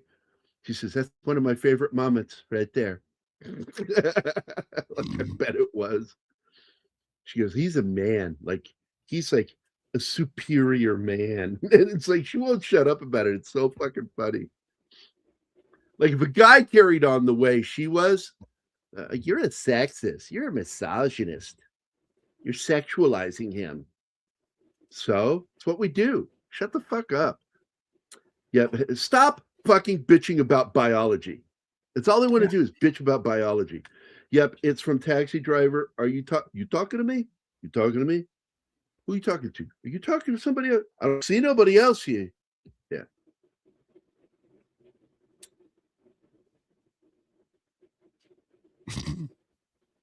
What happened was for Marooned was it lasted copyright for a while, and the Bargain Bin company re-edited it and called it Space Traveler. Oh, Jesus Christ. Oh my God. That's embarrassing. Oh man, we got the gearing up scene. That's an iconic scene from Commando where he's doing the camo stick and all that stuff. Very cool. Yes. Nobody fucking does that in the military. This is all of us. We've got our little fucking handheld metal mirror. Yep. And we're all doing this. Yep. Doing this shit. Go across the forehead. And people go, like, what are you doing that for? It's not war paint, you dumb motherfucker. It is to break up the human form. Camo is not there to make you blend. People think that camo's there for you to blend. It's there to break up the human form. That's it. Because our eyes are trained to look for the human form. And so when you put camo on, even if it doesn't exactly look like the foliage and shit that you've got, it helps break up the human form. That was the general idea behind the digital camo, which didn't work. One of the worst camos ever designed was the camo. I tell you, some of the best face paint I've seen, and guys didn't do this in the military, but I thought it was cool as fuck looking. In X-Men 2, X-Men United, those guys that come into the house, you remember the camo paint they put on? They basically drew the patterns on their friggin' BDUs on their face. It was cool as shit looking, man. Their faces were completely covered with a camo pattern. It was awesome. I saw that and I was like, wow. Nobody would spend that kind of time on it, but man, wow. It looked We cool. had 3 wax on, wax off. Wax on, wax off. They looked, if you were a kid that went to public school, you probably played with clay that came in small little bricks. Mhm. This looks like a miniature version of it. They're just long, rectangular looking things, and they just have the edges worn down. And we had 3 colors: was black, olive drab, and kind of an OD yellow. Mhm. The ones And we had, they were in like a little metal container, kind of like a huge lipstick. Okay, it was I want to really, say it was about that big around, and it had 2 colors in it, and it had a metal lid on either side. And I think it was tan on one side, and it was forest green on the other side. And what you do is you take the lids off, and you would push up when you wanted to use one of the colors, and push the other direction to use the other color. completely different from what we got. Yeah, I'm just telling you that was back in 83 to 86. That was the kind I they gave wish we had those. it was cool. Man. It was pretty cool because the sticks, I would imagine, would probably, if you were in a really hot area, it'd probably freaking melt. And they were wrapped. They were Yeah, wrapped. okay. Yeah. And they came in this. I'll see if I can paper. find a picture of it real quick. Camo stick. No, I'm looking at it right now, and I'm like, wow, we didn't have those. Yeah, we had them when I was in. Yep. I was in Yeah. when the cool stuff was still being used. The piss pots, the fucking 45s. We were still using Jeeps. We hadn't gone to the modern military with the Humvees, the 9mm. The Kevlar helmets. They were being phased in as I got out. I like this one by Miltech. The one it was official Army. It had the black on one side and the OD green on the other. Yeah, there you go. That would have been so much better than what we got. Mm-hmm. How did you find it? Did you search 80s or? No, I looked up wax makeup sticks U.S. military. Okay. And I'm like, whoop, there it is. Yeah. Whoop, there it is. Whoop, there it is. It was cool stuff. I liked it a lot, man. When you This started describing yours, I was like, man, that wasn't what we used. Well, I thought it was rectangular. It's not. It's actually, it was tube, but it's not like what you were saying. This is what ours looked like. Copy. No, just open image in a new tab. There we go.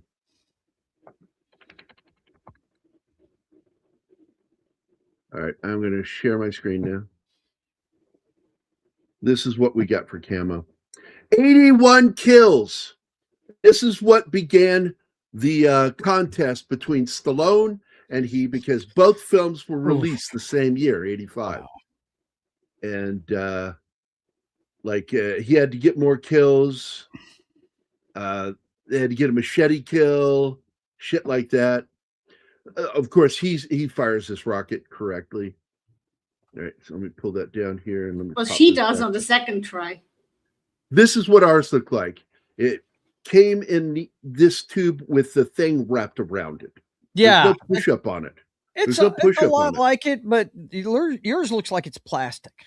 A plastic case. And you had 3 colors that we got. It was the OD green, black, and then there was one that was a little ochre added to it. Okay. And none of us used that. We all did this as a foundation. We would smear the green all over our face, and then we would take the black and do like angles going across our face in different spots to make it look like shadow. Yeah. And it breaks up the human form. Yeah, ours were like 10 with 10 covers on each end of it. Yeah. I always wanted to joke around and do like a girl's makeup with the Army makeup and do it like on my eyes and on my lips. And go, how do I look?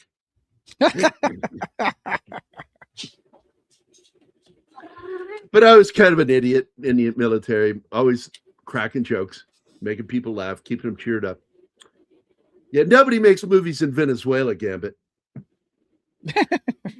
This is all California.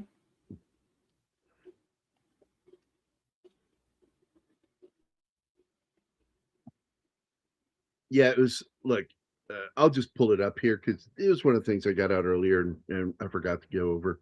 Is filming locations: Chapman Ranch, One Arrowhead Rock, Mount Baldy, California, Mulholland Drive, Channel Islands, California, another one shot at Mount Baldy, and then San Bernardino Mountains, California. Let's see, Ventura Boulevard, Pacific Coast Highway. What's that song that mentions that? It's got the Love Shack has the Pacific Coast Highway mentioned in the song. Love Shack by the B-52s. San Simon, California, Sun Valley, California, San Pedro, California. Let's see. In fact, forget whose mansion was it that they used here. This is a famous mansion they shot at here. Was it Hearst Mansion? I think so. They shot at the Long Beach, California airport. They shot in Los Angeles, San Luis Obispo, which is where we did some training in the Army. No, it's Harold Lloyd's. That Harold Lloyd's estate they shot at. They shot at Griffith Park. They shot in Carmel. So, you know, Clint Eastwood was there. Clint Eastwood was hanging out on set. Yeah, You know so he was? yeah, exactly. Yeah. They shot in Green Acres, California. Green Acres is the place to be. San Pedro and Hidden Valley, California. Encino, Los Angeles. Pacific Coast Highway again. Los Angeles, Mount Baldy again, and the Pacific Palisades. Like, none of this actually takes place in a foreign country. It's all California.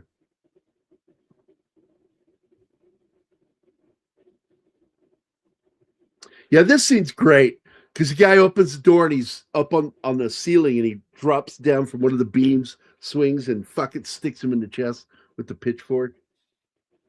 Takes off a guy's scalp with a circular saw blade. Sticks another guy in the throat with a circular saw, using it like a shuriken. And this is where he cuts the guy's arm off. And the guy starts screaming, and he's still holding the arm. And then finally, they show it in the director's cut. Shows him, look at him, and just throws his arm on his body as he's screaming and laying on the ground, writhing in pain. That was fucking great. The joke in Hot Shots Part 2, where he passes the camo stick to the black guy, was funny. Yeah, I don't need that.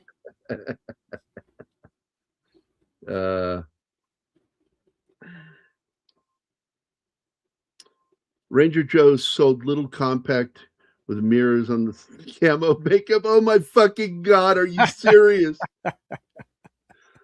I would have killed for one of those. Pull my compact out. Do I look okay?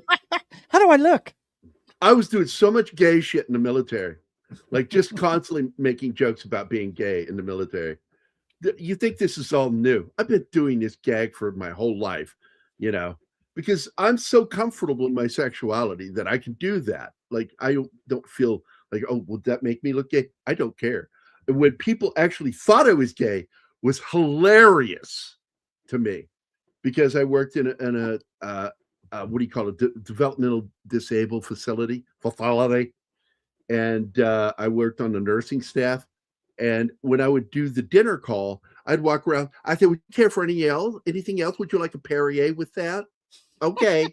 And I'd clean up tables, and I was just walking around all the time, just doing this voice all the time. You And go ahead. You take those bananas. So all the female CNAs that work there thought I was gay.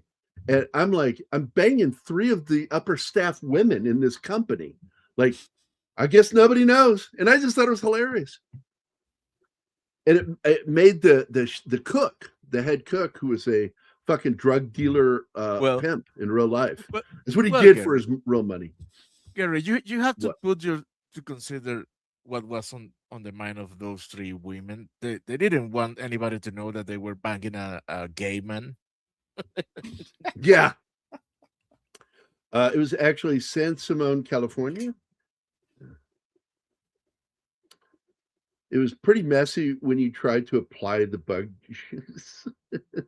the camo stick. Now, bug juice has another meaning to me. That's the green Kool-Aid you would get with your MREs, which was pure fucking sugar and electrolytes. Like, holy shit, man. Like, you could sit there and shake that thing, and it's still like you've got your fucking canteen shaking that shit up, and you still get a lump. And from that Kool-Aid, it was so gross. They called it bug juice. Yeah, we just back, talked about John. how bad MREs are yesterday.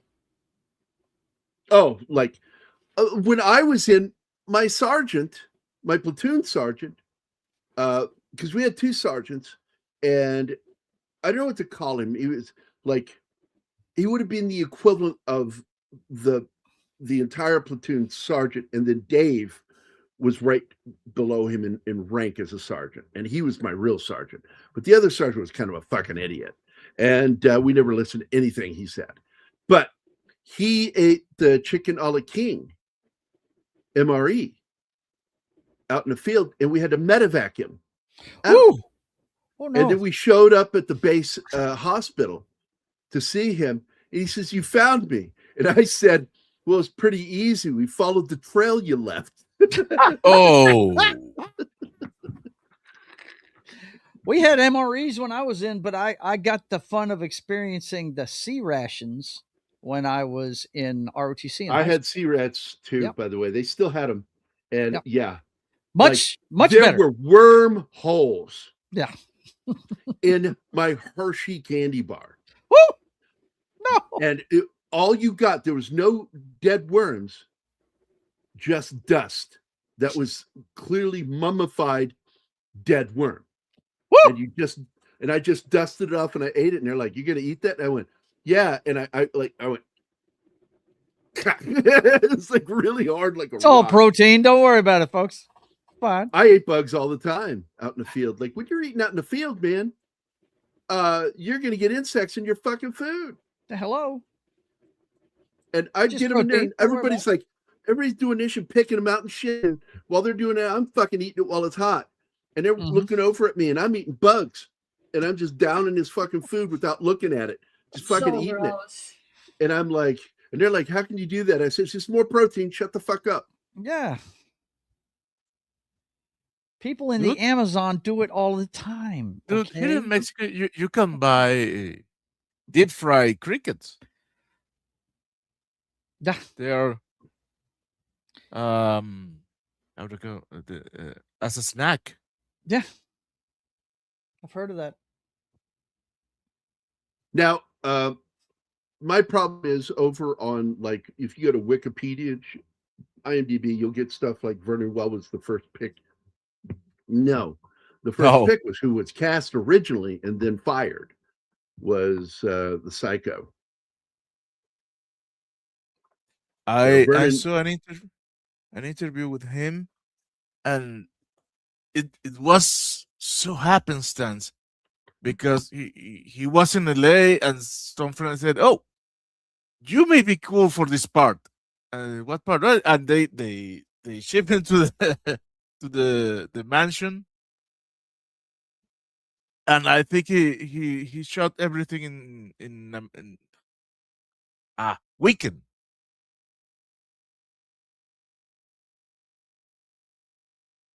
So this is crazy, though. So the reason he was fired wasn't because of his crazy shit. Mark Lester fired him on the first day because he lacked the menace. And I'm like, he's a psycho. Like, what are you talking about? Nobody does Psycho eyes quite like Wings Hauser. Guy has crazy fucking eyes. And so he got fired first day, and then they went and got Vernon to come in and take over the part. And they gave him a costume because there's no time.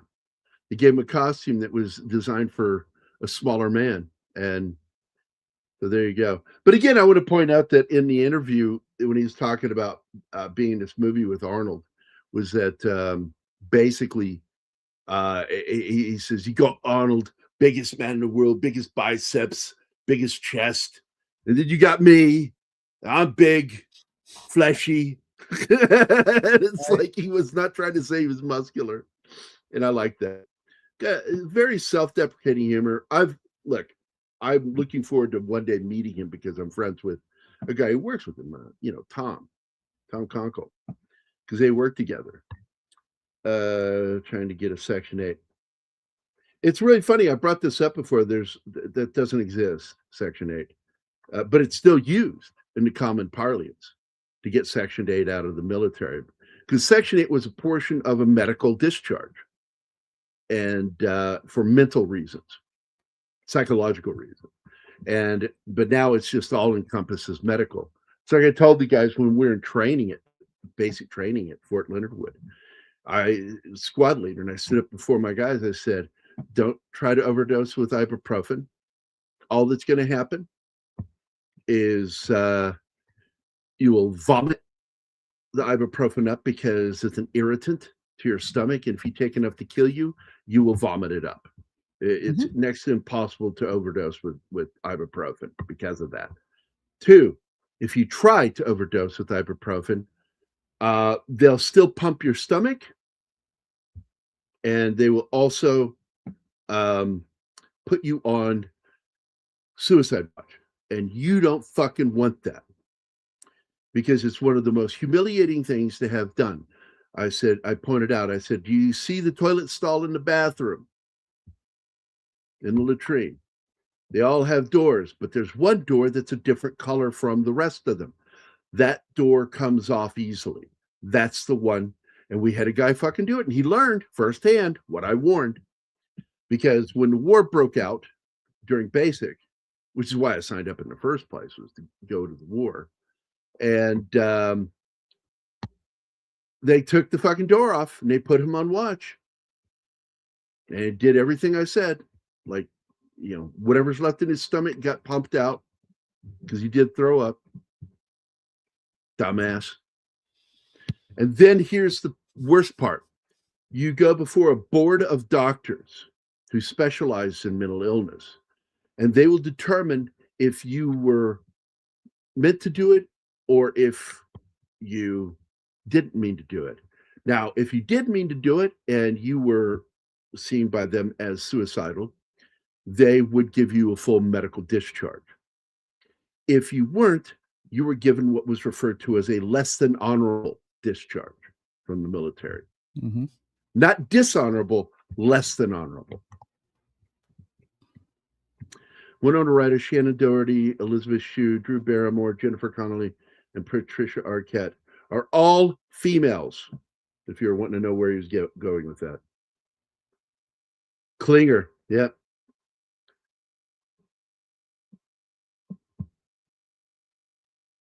Yeah, the real knives were. But Schwarzenegger didn't want him using a real knife during the fight scenes because he got cut. Nick Nolte was the original choice for John Matrix. It wasn't just Nolte. There was another actor that was up for the part. No, Nick Nolte was one. Yeah, but Nick Nolte was one. I said that. I said he was one. But there was another actor, and I can't remember who it was, but let me look it up. Gene Simmons. No, he was the first one when it was the Israeli Commando. Yeah, for the lead when it was an Israeli Commando. Yeah. Let's see.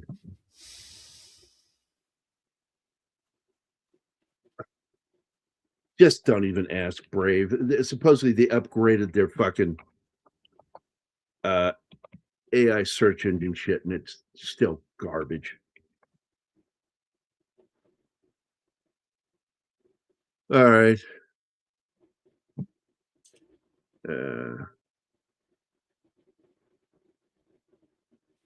Trying to see, because there's one more actor, and I can't remember who.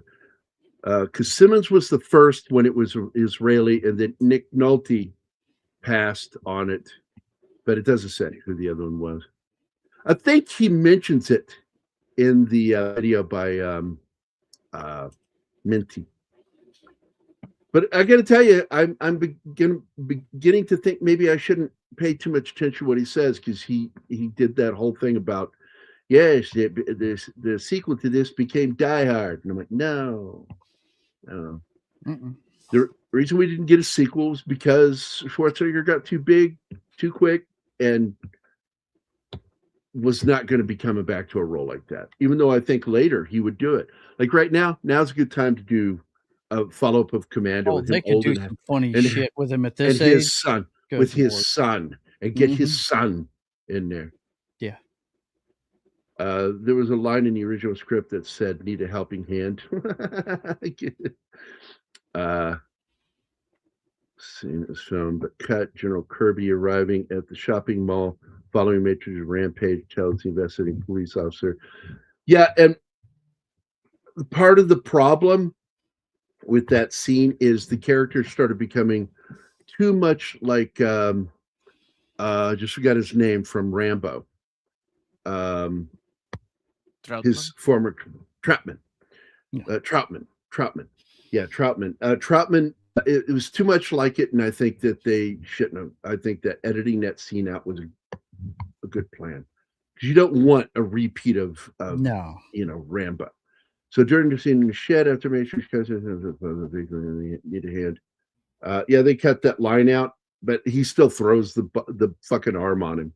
Yeah, which I love. I think the real reason is that Wings Hauser doesn't look like a physical threat towards Arnie. He's a smaller guy. But he's built like a tank. Yeah, but he's still like small. Yeah, he's compared to Schwarzenegger, and they needed somebody closer to his height. Vernon Wells, good choice, especially coming right off of the Road Warrior. Yeah, but I still love his role in it. He let himself go between those two movies. Now he was never really muscular to begin with. He has the build of a guy that plays football, but was fat. Like kind of what you would expect from a linebacker back in the 60s and 70s. Like you'd see linebackers, but today they look like they're fucking jacked. Okay. Most of your pro ballers look like they're jacked. That's nothing like the ballers from when we grew up. Like Martin and Joe and I are of an age group that remember, first of all, the refrigerator. Yeah. Refrigerator Perry. They used to put him in at fullback on goal line situations, the Bears did. And I would not want to be hit by that man. Oof, I did not want to fucking get hit by that guy. He could put a man down. And like, you don't want him falling on you. He could kill you. I mean, today's game, the linemen are a lot more athletic, but some of those interior linemen still bulk up to have the weight, the girth to be able to stand up to some of these bigger guys. Because like you look at some of these muscular guys that are defensive backfield in particular, and the defensive line. These guys are not just beefy, like they work out and they build up, but then they also eat the food, so they get a layer of fat on that, and that muscle and fat protects them. And just like he said here, knife fighters should always have a nice layer of fat for safety. No kidding. It's one of the things that I've always said, because when you're going to get in a knife fight, what is it, Anima? You will get cut. You're going to get cut. It could be deep, but you have to have the psychological ability to work past it. And it's one of the hardest things, because like the old saying goes, everybody's got a plan until they get hit in the face. Yep. And it's the first thing that they used to work on me before I had my first boxing match. Before I had my first sparring match in boxing, was my dad would sit there and we would do training movement, the duck buck, and every once in a while he'd pop me in the face. Gentle punches, really. And he was doing it to teach me to get used to getting hit. And it ended up, I would get hit in the face and I wouldn't even blink when I got hit. I also trained as a kid when shooting guns not to blink, not to flinch. And so you get used to it. Your body just becomes accustomed to it. And I've been hit in the face many a time. And it's why when that one kid kicked me, I got cut on the top of my eyeball by his toenail because I didn't close my eye when he kicked me. Because this is when you can get hurt. Well, I got hurt because of not blinking. And if you got brothers, you're going to get hit You'll know It was like to get hit. We were sparring outside with street lamp light at night, and it was bad because you have hard shadows. And I didn't see that foot. I didn't see that foot until it was too late, and I went to block it. I brought my arm up to block it, and he went right past it, swept my fingers this way, and he went right across the top of his eyeball. That's got to be pain. That stuck with you for days. Oh, yeah. I shared something. If you want to see something funny, it's Arnold Schwarzenegger. That is Buster Keaton's estate, and it is near William Randolph Hearst Castle. San Simone, right? Wasn't the name of it San Simone? His castle? Yeah. You want to see something you're never going to be able to unsee, man? Yeah, fucking do it. Schwarzenegger does. Just do it. Schwarzenegger does George Michael. Tonight the music seems so loud. I wish that we could lose this. Okay, stop it. Can't, because the music's still playing. They'll claim us. No, it's not the only one. I like. First of all, the sound of music. The hills are alive with the sound of music, and it's his face on. Oh boy, that was so bad. Oh, there are other rock songs that he's sung that was so fucking funny. I love that dude. I love that dude that does that. Man, he was one of my heroes growing up, man. Because no, I'm not talking about Arnold. Oh, the guy that makes those videos and does. Yeah, the guy that makes those videos. Okay, yep. But yeah, I've always dug Arnold. I think he's great, man. I just think he messed up whenever he got into politics. But, yeah, the goal of it. Well, I'm not going to get into it, but he actually did some good, but he left California with a better economy than what he got when he came in. That's one thing I will always say. Like, he really did that. He passed some laws there, protecting certain animals, shit like that. I think he did a fairly okay job. I personally think Clint Eastwood would have done better. I like him. Like, I liked when he was the mayor of Carmel. Yep. I wanted to go to Carmel just so I could fucking meet him. But we did when I was in San Francisco. We went up there and met him. He brought us around. Yeah. He's got a bar there in Carmel. Yeah. The goal of an offensive lineman is to be an incredibly strong 250-pound guy that puts on 50 to 75 pounds to use as momentum. That's right. Mm-hmm. It's why, like, my stepdaughter, she was fucking around one day, and she was an athlete. She was a basketball player. She played softball too. She was a tomboy, and she fucked around one day and took off running from me. She's like, I can outrun him. And she stopped and turned, and I was right on her. This happened in 2007. I was right on her, and she screamed and laughed at the same time, like, oh my God, the same way I did when I turned and rolled over and saw my dad about to grab me and beat my ass. And I'm like, fuck. Oops. She screamed, and she did the smart thing. She bolted to the left. She's not stupid. Back into the left? Back into the left? No, she just bolted to the left. She was not following the rules of being assassinated, and she bolted left, and that's it. I stumbled to a stop because I'm like a juggernaut, and I would get that momentum going in one direction. And I started out as a defensive lineman, and then when I hit a guy during the game and flipped him completely through the air, my coach Griffith, said, "You're I'm going to try you out on linebacker." Yeah. We're going to try you out at angry fullback. Yeah, that's what we're going to do. Yeah. And so I became a linebacker, standing linebacker. And the two of us would stand back there. It was me and fucking Ronnie Felix fucking on the back. No. That was Bubba Herlock, George Herlock. That was the other linebacker with me. Because we were both about the same height. He outweighed me by 30 pounds. He was a big dude. But what he was impressed with me was just my sheer power. I have piston legs, and I'll knock the shit out of you if I kick off. If I kick you, you're in trouble. It's like and that led to a funny moment with my ex.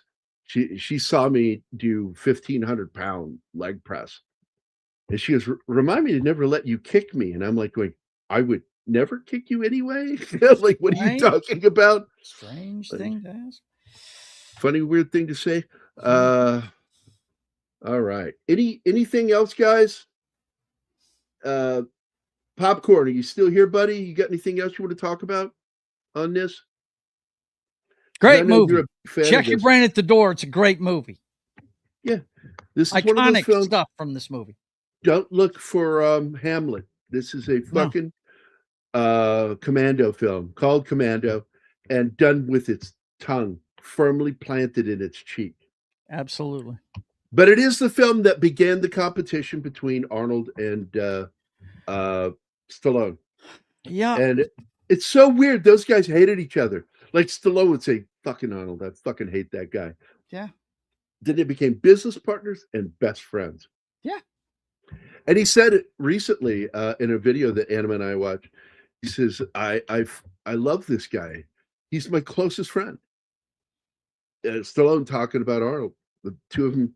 And it was in a video that he made where the two of them made jack-o'-lanterns out of pumpkins together with big combat knives.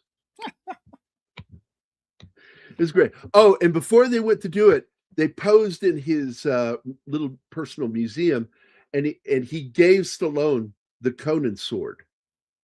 Oh, wow. And let him hold it. He didn't give it to him as a gift. He let him hold it. I was fixing to say, yeah, he's not going to give it up. So Arnold had the smaller sword, and he let Stallone, and he showed Stallone how to pose with the sword, and he posed, and they did a photo shoot together. It's great. I fucking love their friendship. It's so fucking wild. It wasn't like that at the beginning, though. No, there's a lot of animosity. And Arnold, kind of started it. He started it at that table when he got the best new talent, got an award for that. And Stallone's at the same table, like, well, what's going on here? Where's he getting it? And he had a big thing of roses, and he threw it up in the air, and it landed on the table and not on Stallone.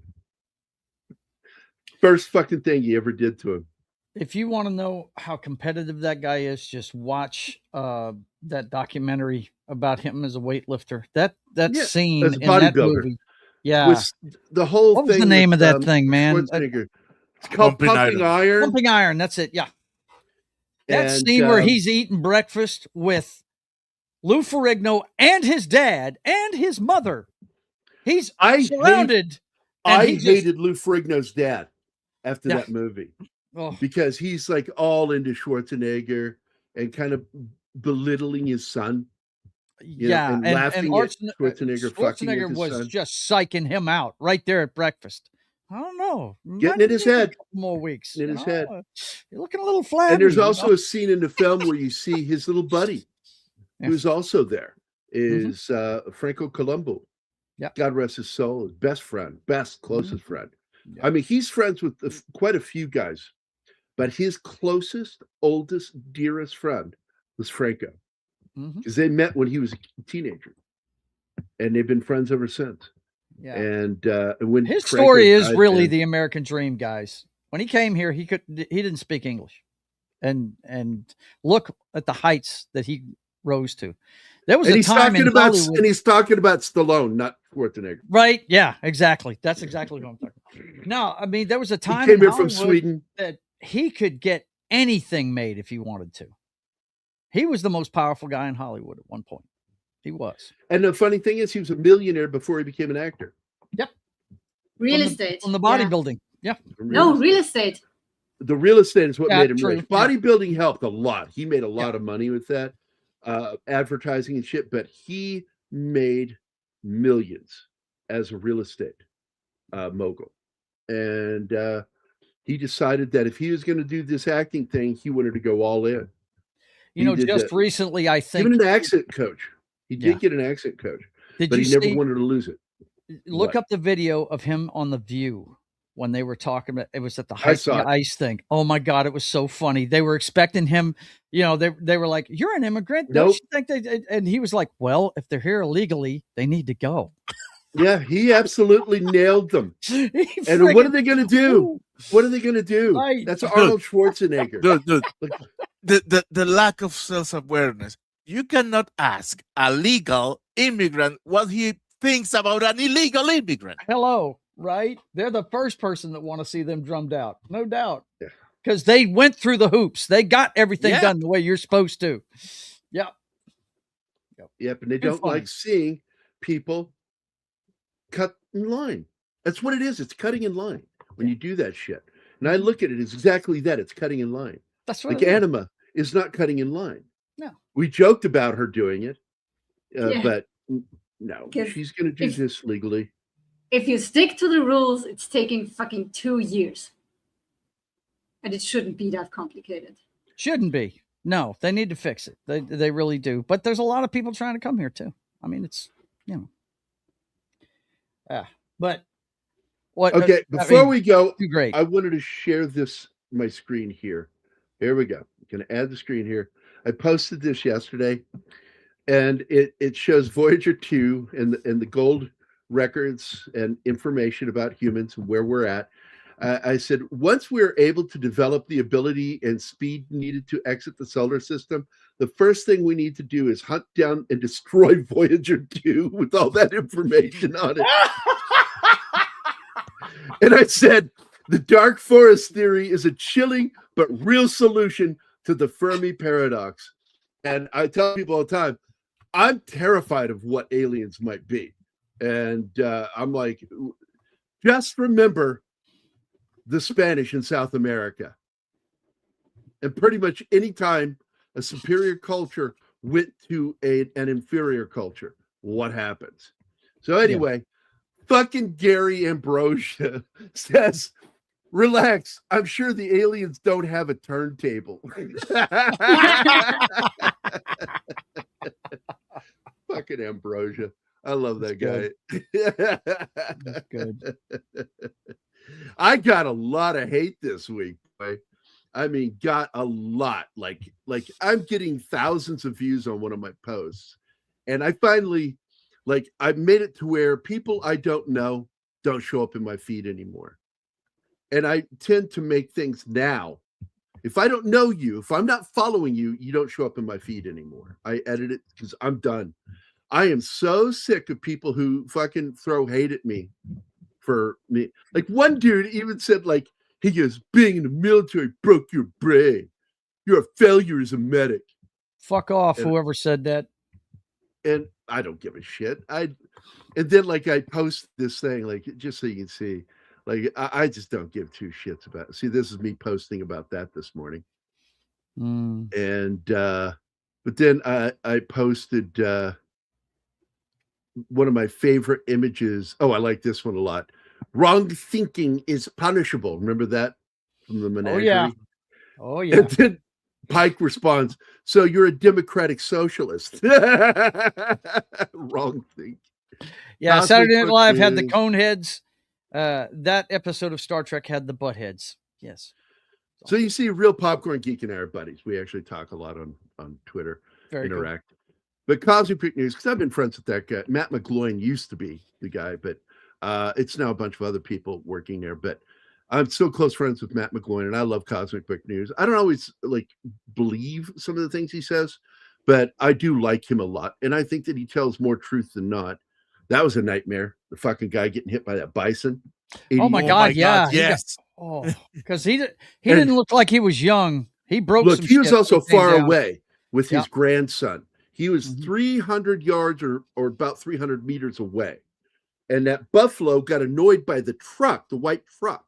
And it got up and went after the truck, but the truck left. And so the buffalo says, well, I got to take this out on somebody, old man. And went after the old man. And he's still in intensive care in the hospital, man. People are like, people need to. And I said, look, fact is, they need to make it illegal to get out of your car for your safety.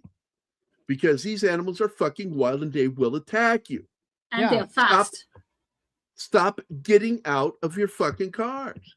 Treat it like, remember this one? Lion Country Safari. We've got one local here called Gators and Friends. Has a bunch of alligators at it. I'm like, no, I'm never going to that thing. No way. You know what I mean? I bet my team would go. Yeah. No. I like my limbs too much. They're like, well, They're in the water. They're not going to come after you. I'm like, bullshit. Alligators will come at you on land fast too. Like a lightning. Oh, 30 miles an hour. I've seen they it. Could run. They could run as fast as 30 miles an hour out of water. Yeah, it's ridiculous, man. They do it in bursts. Well, out of the water, because if the chases start with the animal in the water, their sprint is even faster because they swim. They use the push of the water against their buoyancy. And I'm trying to. Oh, this is just a fucking joke. Free Willy remake. Fuck those guys. Why? Here it is. So I said, some people I don't know said some mean shit to me today, calling me names and stuff. Here's me being all broke up about it. Rowan Atkinson is awesome. I'm like, you guys got to realize, I've been making people hate me for decades. I started in school. Like when a bully tried to de-pants me in the gym locker room right before gym. He pulled my pants down. Well, you know what I did? I turned at him and went, thanks, John. And I stepped out of my pants and got into my shorts for gym class, making him look like a complete jackass. I've been making people hate me for a long time. I'm good. You can't hurt me. You can't slow me down. And that's about it. I just don't give two shits about people disliking me. And this is why they hated me. And I did this. Let me go ahead and pop it back up. This will be our last thing. We got to get out of here. So when no one shows up, because he says in this thing here, when you look at the ancient world, there's a lot of cultural prejudice. I want to make it feel very fresh for modern audiences. So then I said, so when no one shows up, is it the modern audience's fault? The toxic fans' fault? Or will he be the first Hollywood person to take responsibility for trying to make a movie for a fictional audience? Modern isn't real. It's not a real thing. It's just the current audience. That's all it is. Current audience is a mishmash of people. A modern audience doesn't exist. The closest thing to a modern audience are the critics, because you get nothing from them but reviews. They don't make you any money. No money is made off of critics. They only give you a slight boost. Yeah, slight boost. Have you seen the critics' reviews of The Odyssey? How they praise him? They are ridiculous, dude. Oh, yeah. And they all sound the same. They all use the same phrases. It's ridiculous. Got to cut the balls. As usual, they've got one key word that keeps popping up. Epic is it this time. Epic is in every one of those friggin'. It looks awful. The costumes are terrible. I'm not sure I want to watch this movie at all. I'll probably watch it for historical reasons, so I can actually say what I'm going to say about it when I'm done. I'm sure the performances by certain actors are going to be good. I don't expect performances to be bad by anybody but Zendaya and that bitch that I don't think can act that's playing Helen of Troy.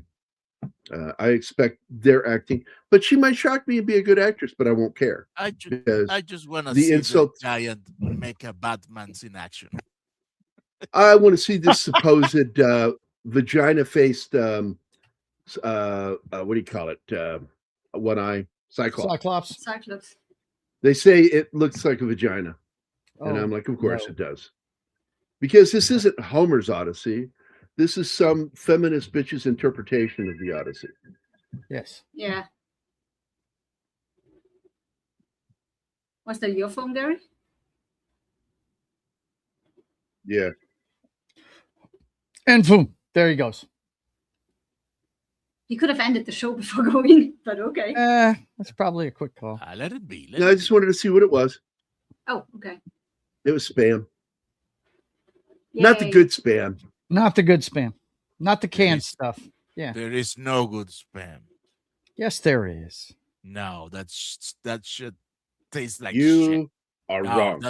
You are wrong. Tastes horrible. No, you are wrong. You're wrong. Hawaiians love spam, and they do some great dishes with it. I'm telling you. Now, what they do with ham to begin with is amazing, but they will do some interesting things. We had a Polynesian restaurant here in town. They were here for about 10 years, and then they moved to a bigger city to make better money. And God, man, they did a breakfast entree, Hawaiian breakfast entree with Spam. I tried it, and I'm like, God damn, that's good. God damn, that's good. There's a reason it's rated. Most people don't like it because they think it's slimy and blah blah blah. But when it's prepared correctly, it's not that bad. The one that's trippy is scrapple. If you don't know what scrapple is, look it up.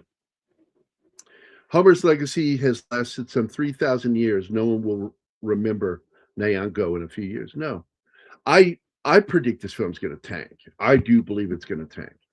I mean, but it has Nolan's name on it, so it's probably going to do fine on the first weekend, but it's going to drop after that. Can you imagine being wrong about that statement, and in 300 years somebody's going to say, and then there was this chick Lupita Nyong'o that trash talking Homer. Well, I'm so tired of this shit. And by the way, Nerd Cookies has a new video. I love her. I'd like to get her back on the show. I love her so much. She is so much fun She's to talk awesome. to and listen to.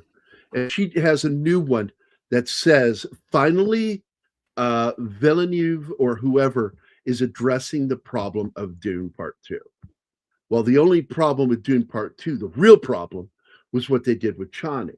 Mm-hmm. And so I'm curious if that's what she's talking about. I'm going to watch more than that, but okay. That's the most. I just said that, Martin. I said there's a lot of problems with it, but the big problem, the elephant in the room, was Chani. Because if he'd done Chani right, it could have saved the movie. But he chose to go in a different direction with it and fucked it up. And it created a problem for Dune in doing that. Where do you go from there? A question, and it's not a gotcha question. It's a curiosity from fan to fan. Let's say they did Chani right, okay? How does it measure? How would the movie would measure up to you, considering that they did the thing with the atheist Fremen? Because for me, that's yeah, that was. I already talked to you about this. You and I talked about that. That was stupid. And it is. It's unforgivable to have that in there. That's like having everything. An atheist Islamist, because they're based on the Muslims, Islam. That's what the Fremen represent in that. That's why they even have a word in the book called jihad. So the Fremen took after that. And so, yeah, it's just fucking dumb. Atheist Fremen. Right. I don't think he understands what Fremen are. Yeah, he never read it. I said it in there, and I wrote it in there for you again, but he's full of shit. I live in Philly. Scrapple absolutely rules if cooked correctly.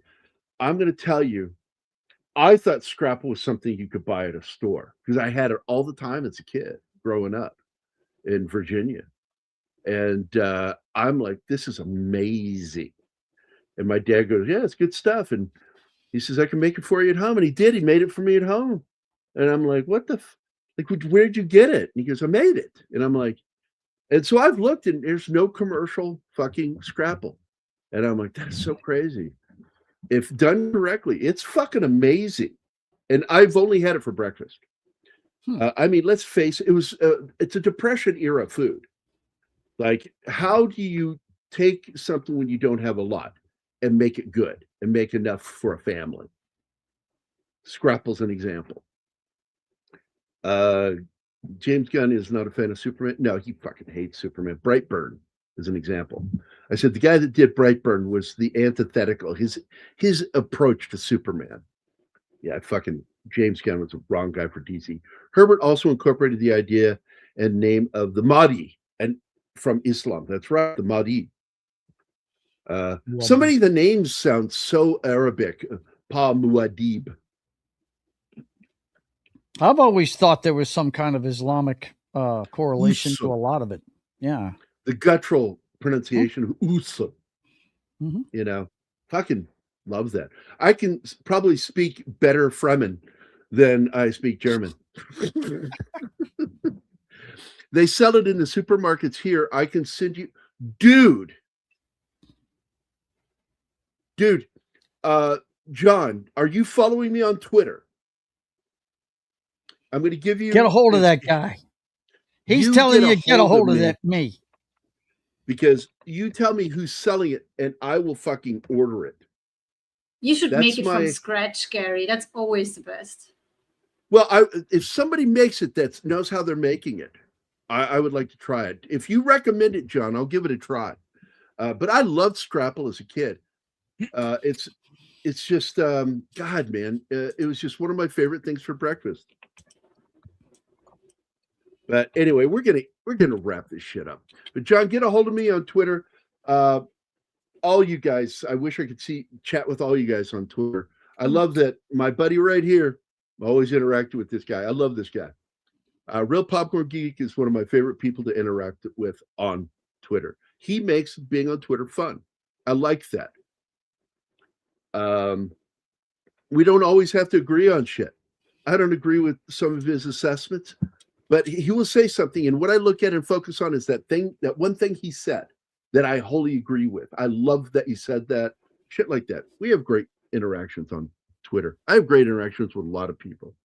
They have Scrapple in the stores here. Oh my God. Oh my fucking God. You East Coast bastards are so lucky. They don't have it in the Midwest. Like I said, Scrapple to somebody here. They don't even know what the fuck. Like, is that a game? I'm like, no. Right. What?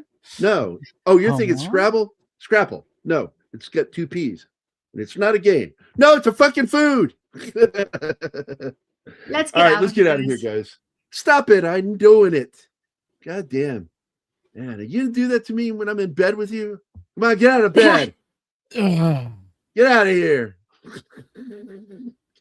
Yeah. Apparently James comic book film. Yeah. Anyway, guys, we will see you on Wednesday.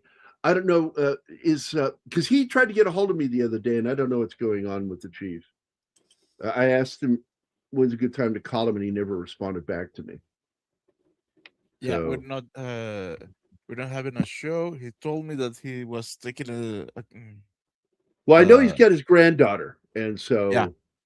Great photos. He was taking a time, didn't specify how much, but it was in the same day in which he posted all his pictures with his granddaughter, that beautiful baby, and I understood clearly the message. I'm grandpaing.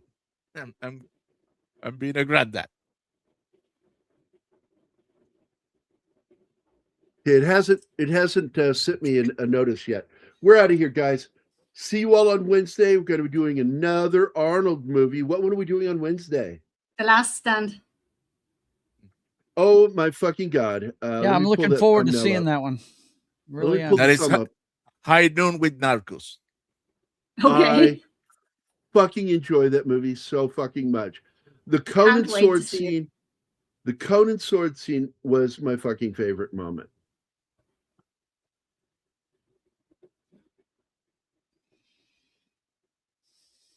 Right there. There it is. All right. Adding it to the screen. There it is. Arnold Schwarzenegger week, The Last Stand. Retirement is for sissies. I fucking love that. That was one of the taglines that they should have used that they didn't use enough on posters. And I enjoyed the crap out of that fucking movie. God damn it. Yes. It was a nice comeback film for him, for action. Even Johnny Knoxville was good. And Luis Guzman is in it. I will watch anything with Luis Guzman. And I don't give a shit what anybody says. The best casting choice for Wednesday TV series, past the young lady playing the older Wednesday, is fucking Luis Guzman as I forgot his name. Gomez. Because he looks just like the cartoon character. Dude, I heard that from so many people that I went and looked for the original, and oh my God, yes. He's plucked out of nailed the it. comic strip. Now, the problem is we got spoiled with Raul Julia. But the fact is, as much as Raul looked this, he wasn't fat. Gomez is fat in the And comics. short. Stocky. And I fucking loved Luis Guzman. Perfect for the fucking role. So we're out of here, guys. Everybody have a great Monday, and we'll see you on Wednesday with some more Schwarzenegger with The Last Stand. All right. Adios, muchachos. Hasta la vista, Bye. baby. Bye.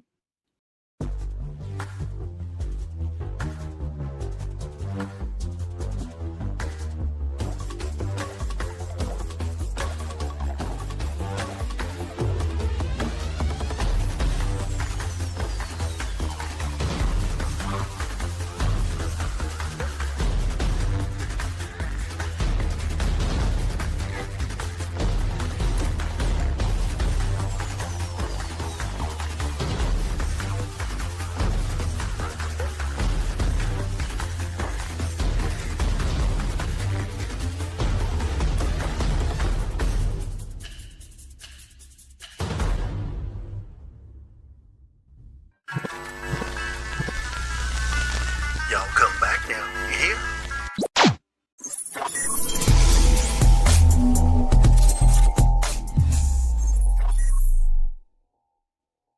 Matt Damon.